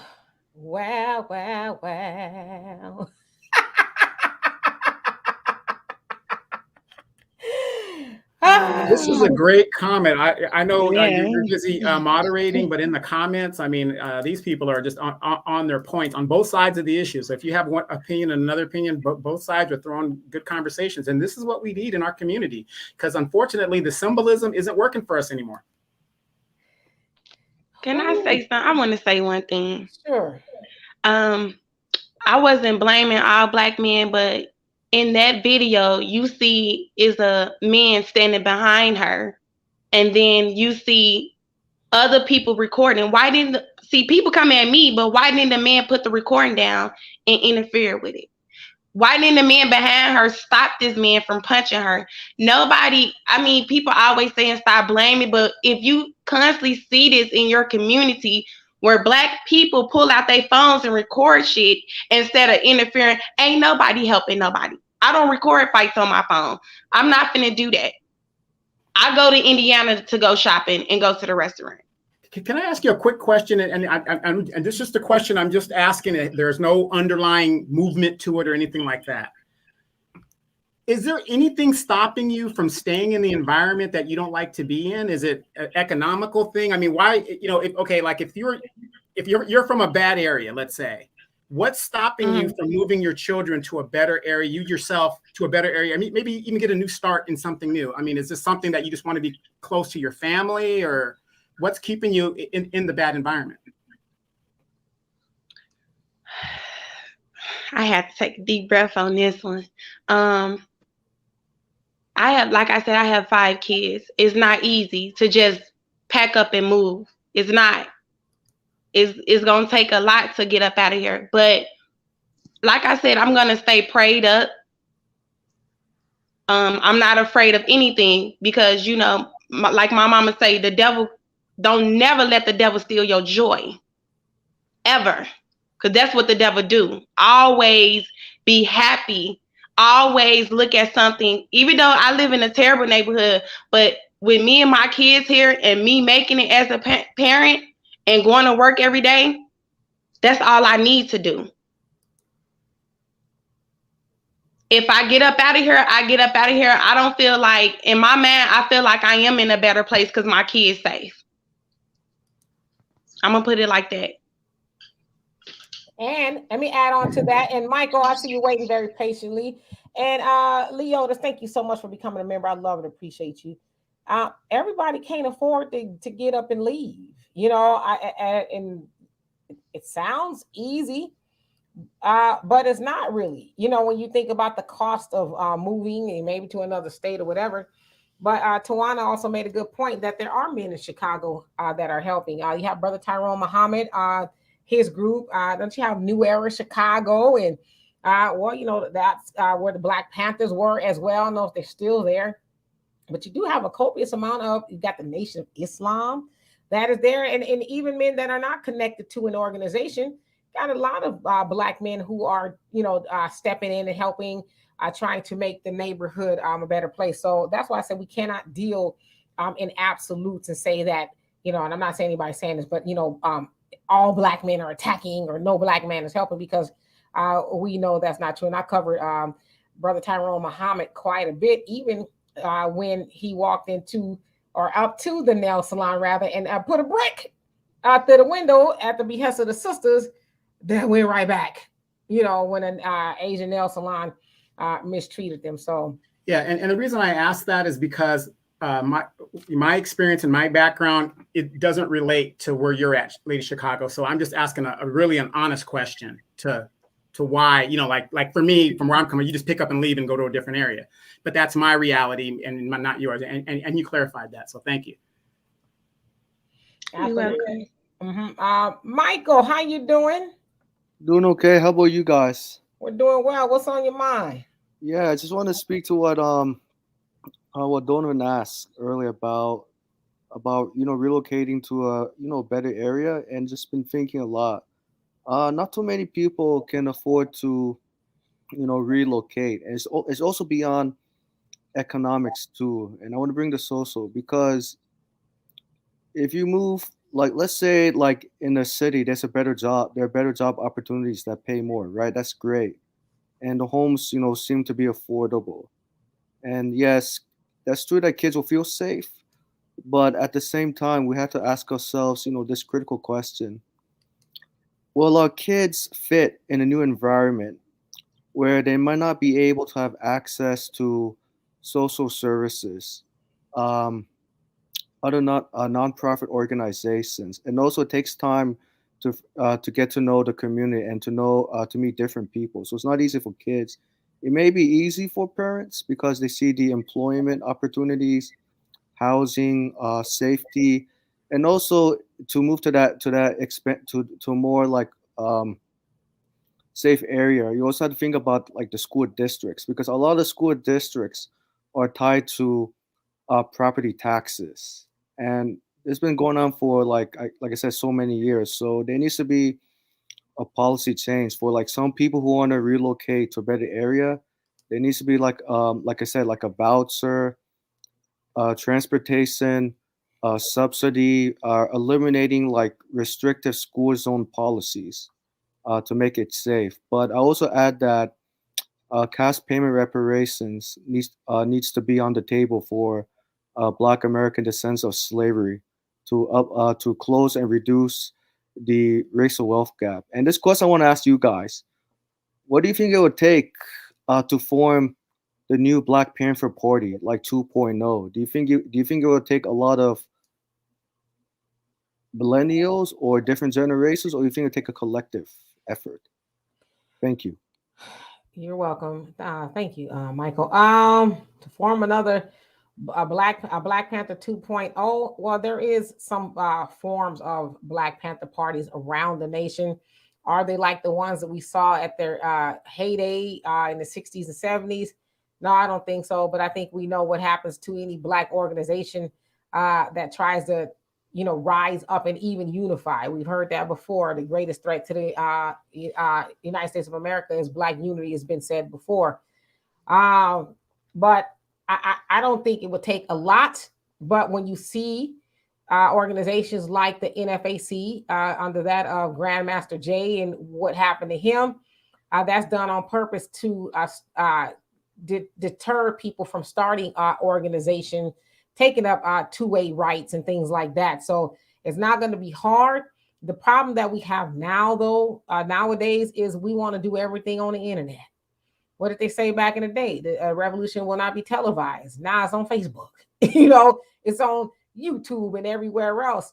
Organizations that are really trying to do something, they ain't talking, telling everything they're doing. For those of you gentlemen that's been in the military, y'all know damn well y'all wasn't telling the enemy your secrets. Okay, at 12 unless you're Donald Trump, you just carry it around with you. Yeah. Okay. 12 noon, we gonna be over here. We gonna drop something over here. So y'all be on the lookout, But so that's what we do. Right now we're having a conversation. We're not talking about any, hard plans or anything like that.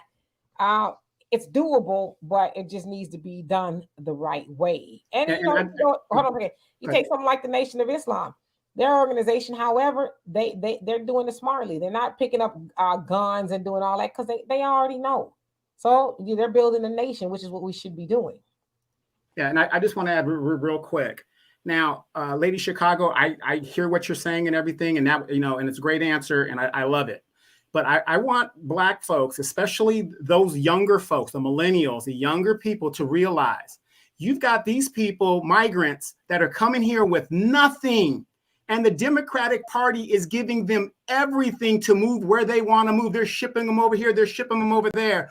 Why are we not demanding and holding the Democratic Party, which we give 96% of our vote to every year, to help us out when we want to get out of a bad situation? Most of these migrants are filing under, they're leaving violence and, whatever else, their life's in danger and all this stuff. They're in bad environments that they come from.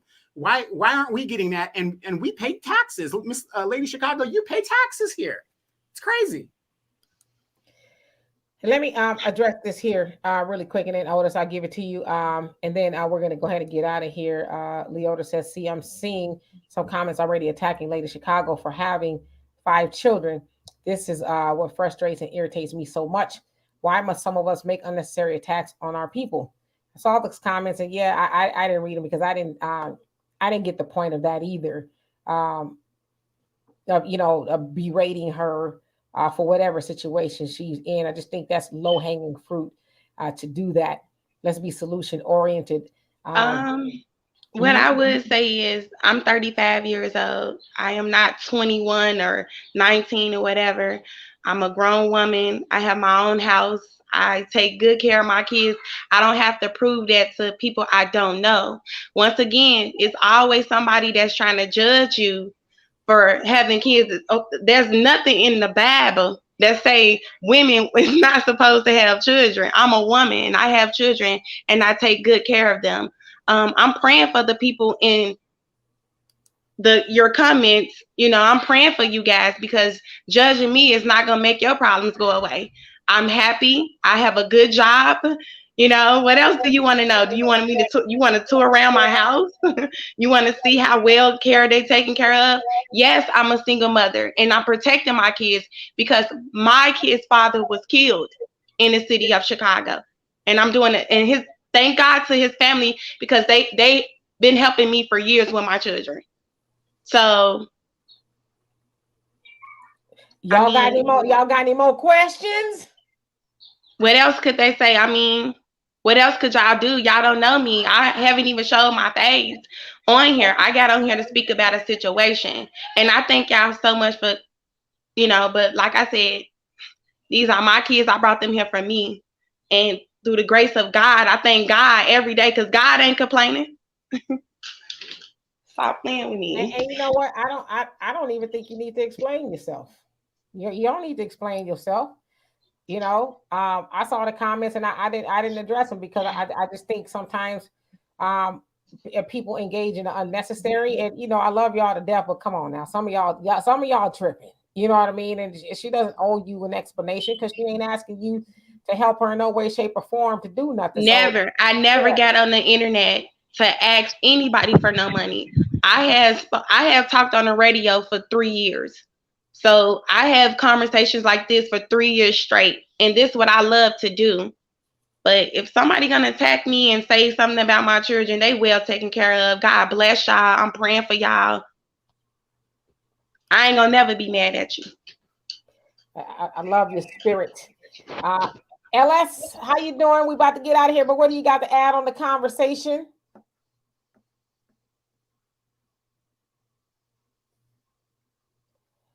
LS, you there?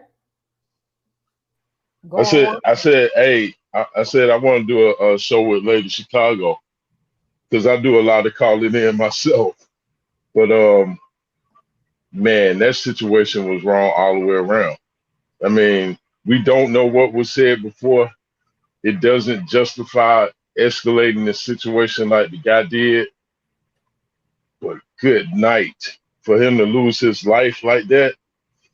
I mean, he earned it. I mean, you are going to protect your own. You know what I'm saying? At all costs.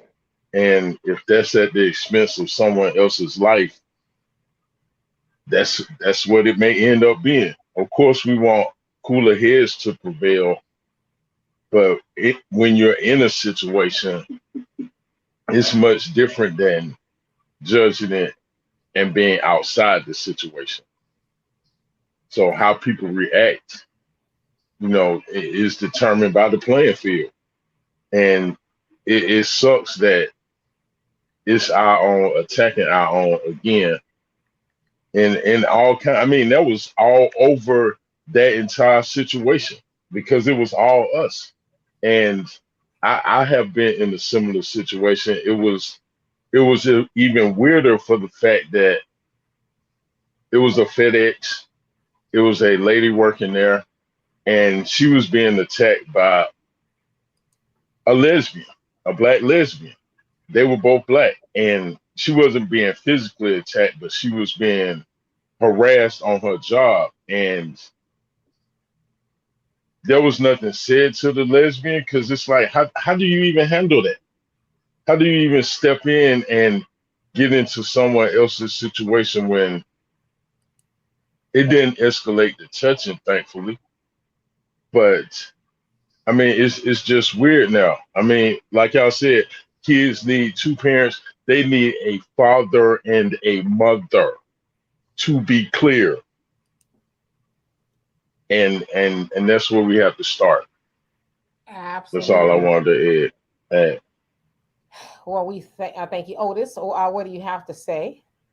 I just want to say that a lot of people that still stay in the black community, was like dangerous at because a lot of times, a lot of us are not welcome going to like other racist communities, and we got records of that.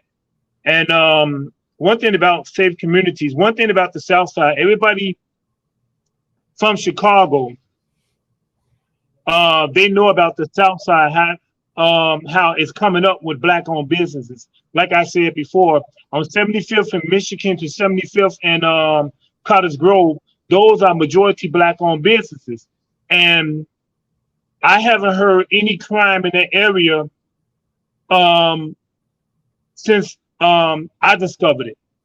And I noticed people around the neighborhood, if you ever go there, they got signs out there that talk about neighborhood codes and neighborhood rules in there that I don't see on the west side. So the south side is really being attacked by, I would like to say, from politicians and authority that don't want the south side to come up like it is, to come up economically with black businesses like it is right now. And so we also got to be aware in the black community that we have police informants that started a lot of trouble too. Mm-hmm. And it's black men and black women that are informants. And we know that. We know that. And in Chicago, we know that. And I just hope that the younger generation that went downtown and did all that, I wish they all could get together and go downtown and say, we don't agree to like make their demands on what they want. Absolutely. Not just for them, but for their mothers and fathers and the older generation. Because you got some out there, you got a lot of young people speaking out now, but that kind of crowd that went downtown and did all that. Mm-hmm. And brother, I'm gonna have to have you wrap it up because I got other people who want to speak. Carlis, how you doing? Oh, y'all have to excuse me. Hey, Donovan, what's up, boo? Anywho, hi you guys. Let me start with Lady Chicago. Girl, if you sit up here and explain yourself to people and what they think about you, I got 7 damn kids, 5 grandkids, and ain't no telling how many damn miscarriages I done had.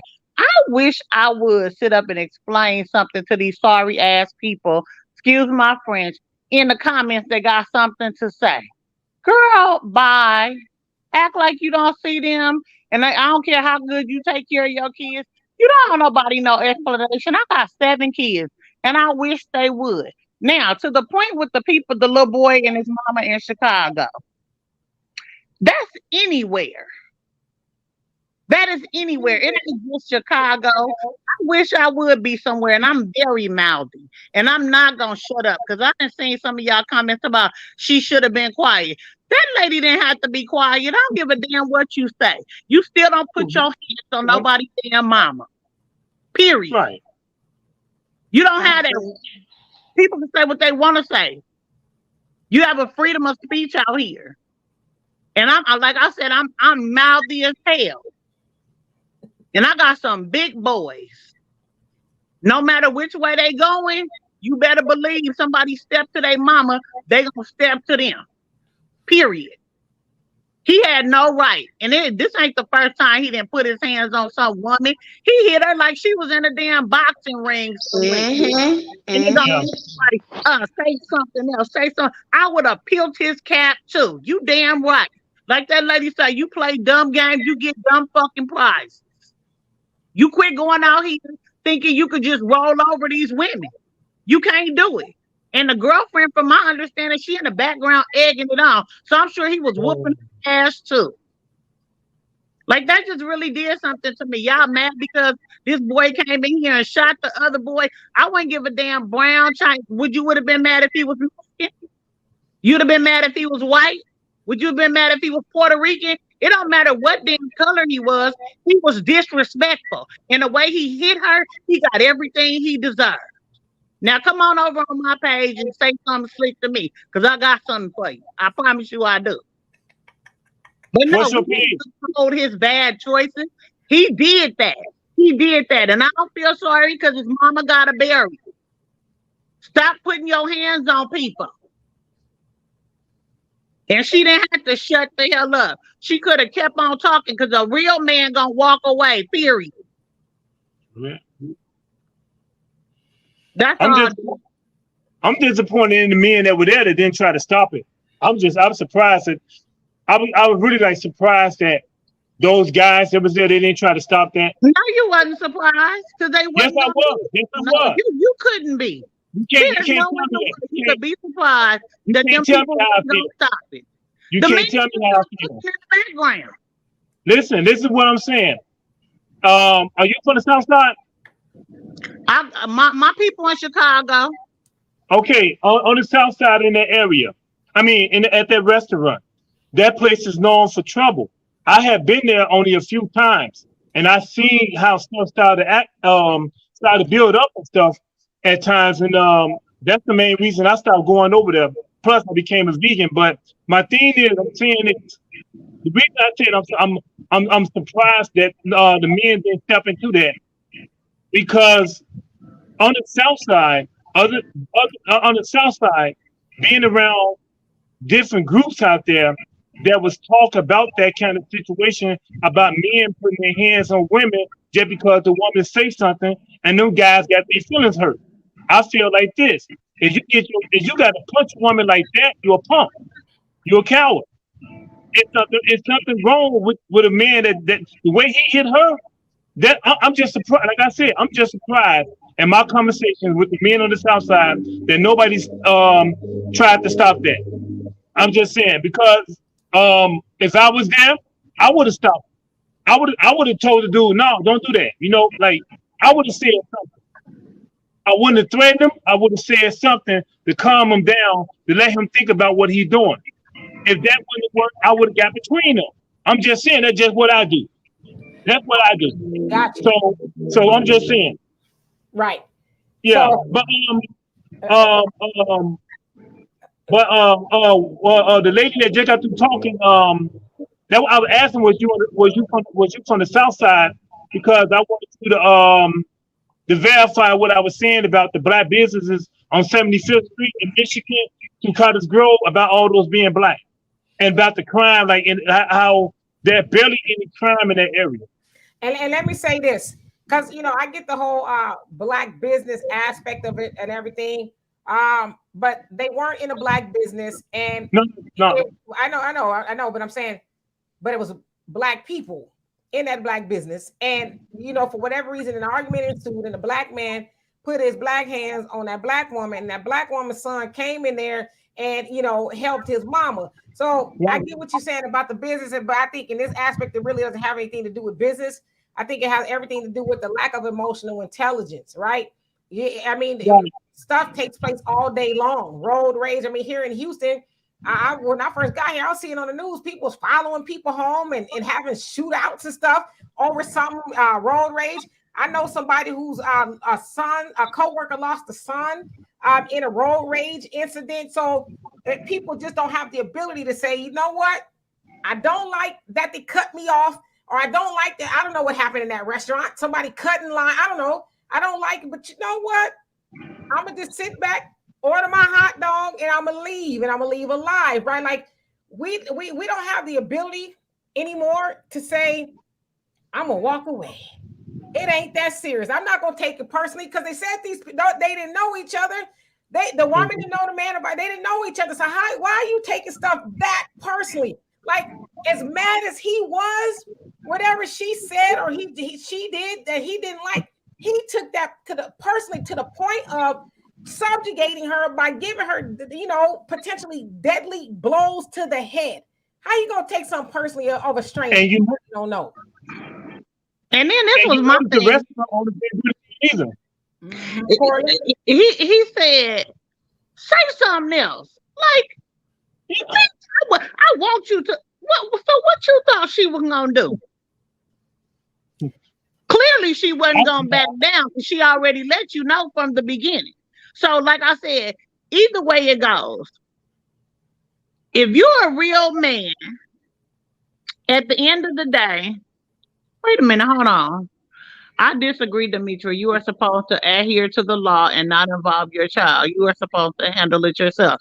Girl, if you sat up there and watched that, you tell me how you thought a woman was finna beat a man that was basically about to, if he didn't break her damn jaw, he should have with the force that he hit her with. At this point, what the laws gonna do?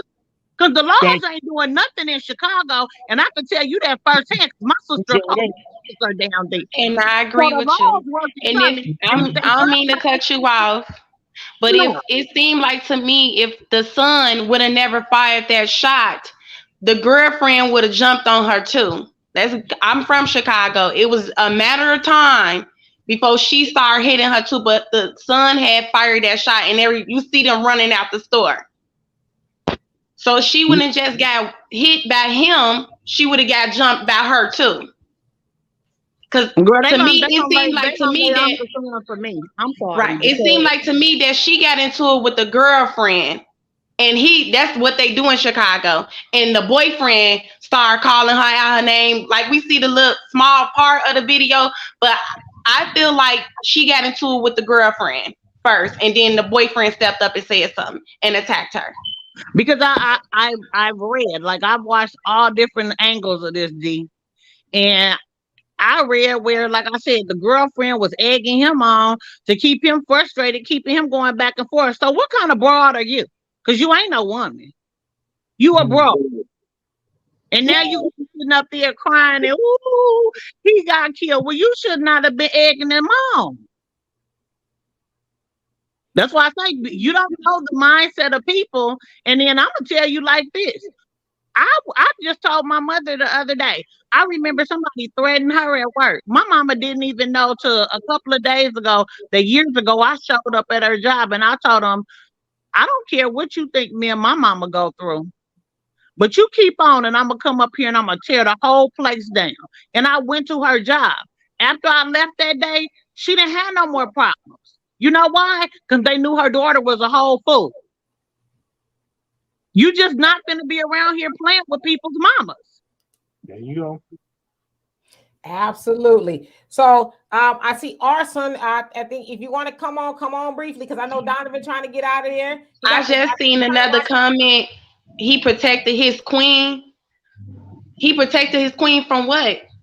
If she wanted to get up and fight that lady, she should have got her ass up. But he is the queen at the end of the day. Because you don't put your hands on no fucking woman. You let your woman fight her own motherfucking battles. If it was that fucking serious, and excuse my language for cursing, but these comments are pissing me off when somebody talking about he protected. What? He put his hand, get your ass up and fight her if it was that serious. And let me say this,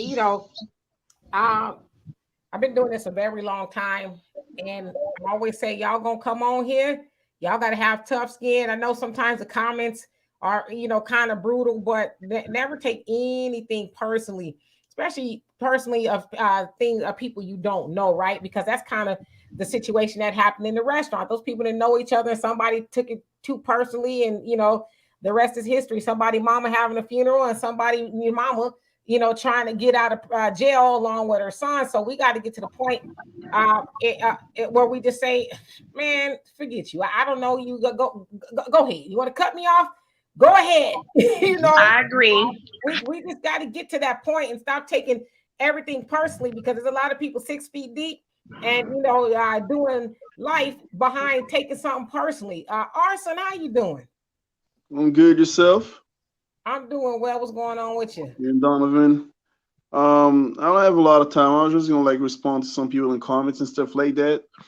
I was just gonna say, initially when I heard of the story, I was against the mother and the son, because logically she ruined his life. Obviously, ruined. You see what I mean? But I saw the entire video after, and the way the guy was very threatening to her, not so simple.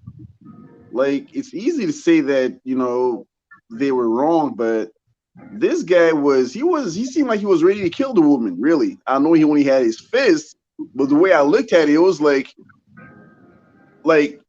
he couldn't be more mad at her if she would have, I don't know, killed one of his kids or anything like that. He was really ready.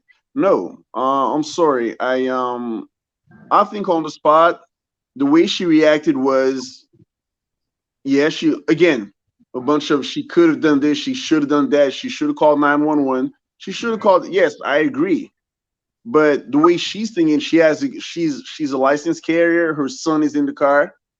And plus, I don't think all black people's reflex to call the cops anyway. So she did what she thought she should on the spot. Really, she was on survival mode, I guess. That's just the way I look at it. Because this guy, anybody who says it was that simple probably did not see the entire video. You see the whole thing. She thought she did what she could to survive that. That's all I was gonna say. I was just gonna say it's more gray than people think. That's all I wanted to say. And thank you so Did much. they show the restaurant video? Did they show the restaurant on the inside from the restaurant? Did they show their video? The people who own that place? Did they show the inside? They show that? Okay. I wonder why. I want to say that I did read a report. I don't know if it's real or not, but they saying that she never told her son to go get a gun. She never texted anything to her son. She was telling her son to get in the car. That's all she was telling him. There you go. Well, I want to ask this question, and there was a song by Donovan. Tell me, you think 911 is a joke? Public Enemy. Public Enemy. Right. Okay. So you telling people to call the police? Tell me how that was gonna work out. How long you think you was gonna wait for the police? About 2 hours. How long do you think it was gonna take the police to come? Because they are in that area. Can I? Go ahead. Oh, me? Yeah. No, I was just going to add to that. I forgot to ask another question, sort of related that to when you talk about the law. Well, there's 911 thing. It's a question I want to ask you. I'm just asking a question. Had the woman been white in that same scenario, would she have been charged as well? Wasn't there a lady in Florida that shot that black lady straight down? They didn't even arrest her and charge her with anything until a week later. There you go. Oh, yes. There you go. Right. So so we're gonna see what happens here. Obviously, Carlisha, you got something else to say before we get out of here? Nope, I didn't say it at all because they knew damn well wasn't no police coming out there talking about get the law, get the law. Girl, hush. Half y'all don't even call the law when your boyfriend breathe down your neck, damn near finna choke you. You don't call the law. So what the hell they was gonna call the law for up in there? And how was she gonna call the law? Who was gonna call the law? With the street law, see no evil, hear no evil. I want y'all to quit playing with y'all self like you got the banana in the tailpipe trying to bullshit you on. I mean, like we in real reality dealing with real colored folks. You know damn well they nobody fucking no damn police. And not only that, again, it's what they call Monday morning quarterbacking. Well, I woulda, shoulda, coulda, or she coulda. How many of y'all just on this panel? How many of you have had somebody MMA style punching you in your head 3 times, and you had the wherewithal to say, "Okay, wait a minute, hold on, hey." Girl, they couldn't even find not even the police would even think that, or the prosecutor, or the court, the jury, the judge know that because they probably would have did the same thing and then some. They wasn't doing it because it be happening to them at home. These ones that's over here with these comments talking about, oh, I would have called the police. And girl, shut up. You know that dude then slapped you upside your head and choked you out, and you over there with the phone and then turn around. Oh, this the best makeup sex. I need y'all to stop playing with me. What a good evening, y'all. I call the police on Demetra all the time, and they just told me stop calling.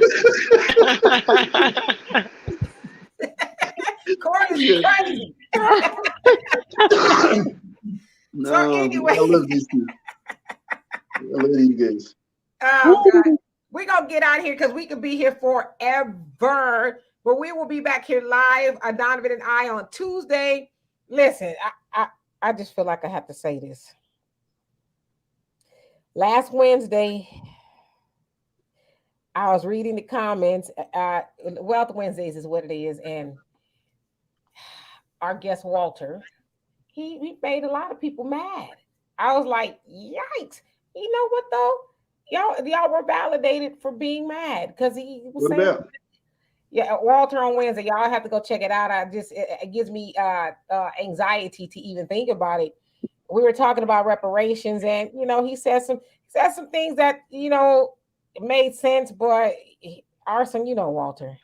Hold on, let me say this, D. I don't know why they over there making comments about reparations, because half y'all can't even prove where the hell you came from. But I bet you one thing, me and my babies and my family, baby, I got the tree wrapped all the way back to where they picked us up over there where them bitches I'm sorry, them women was over there twerking on the top of that damn castle. Oh, we gonna get our money, baby. So while y'all talking about what we can't get, go figure yours out so you can get yours too. Cause mine run 4 ways, and I want all 250 4 ways. Okay, go figure it out. I bet you. About that. It's just that Walter wants people to focus on getting their own lives and money in order straight first. It's just that he has a priority in the way he thinks. He's not against reparations. He's just about, hey, what do you do after work? Do you get on Netflix or are you working on a business? Do you, that's his, his mind state. So I don't disagree with him, so he just wants you to do what you can right now to get your money up, change your lifestyle first, then we'll talk about reparations. So I understand the way he thinks because ironically, I look at you guys and it's like, what he says is true. I mean, if all stats prove that you guys have a lot of money, but don't put the money in the right place, but that if you guys did that, you guys would have more money, more power together.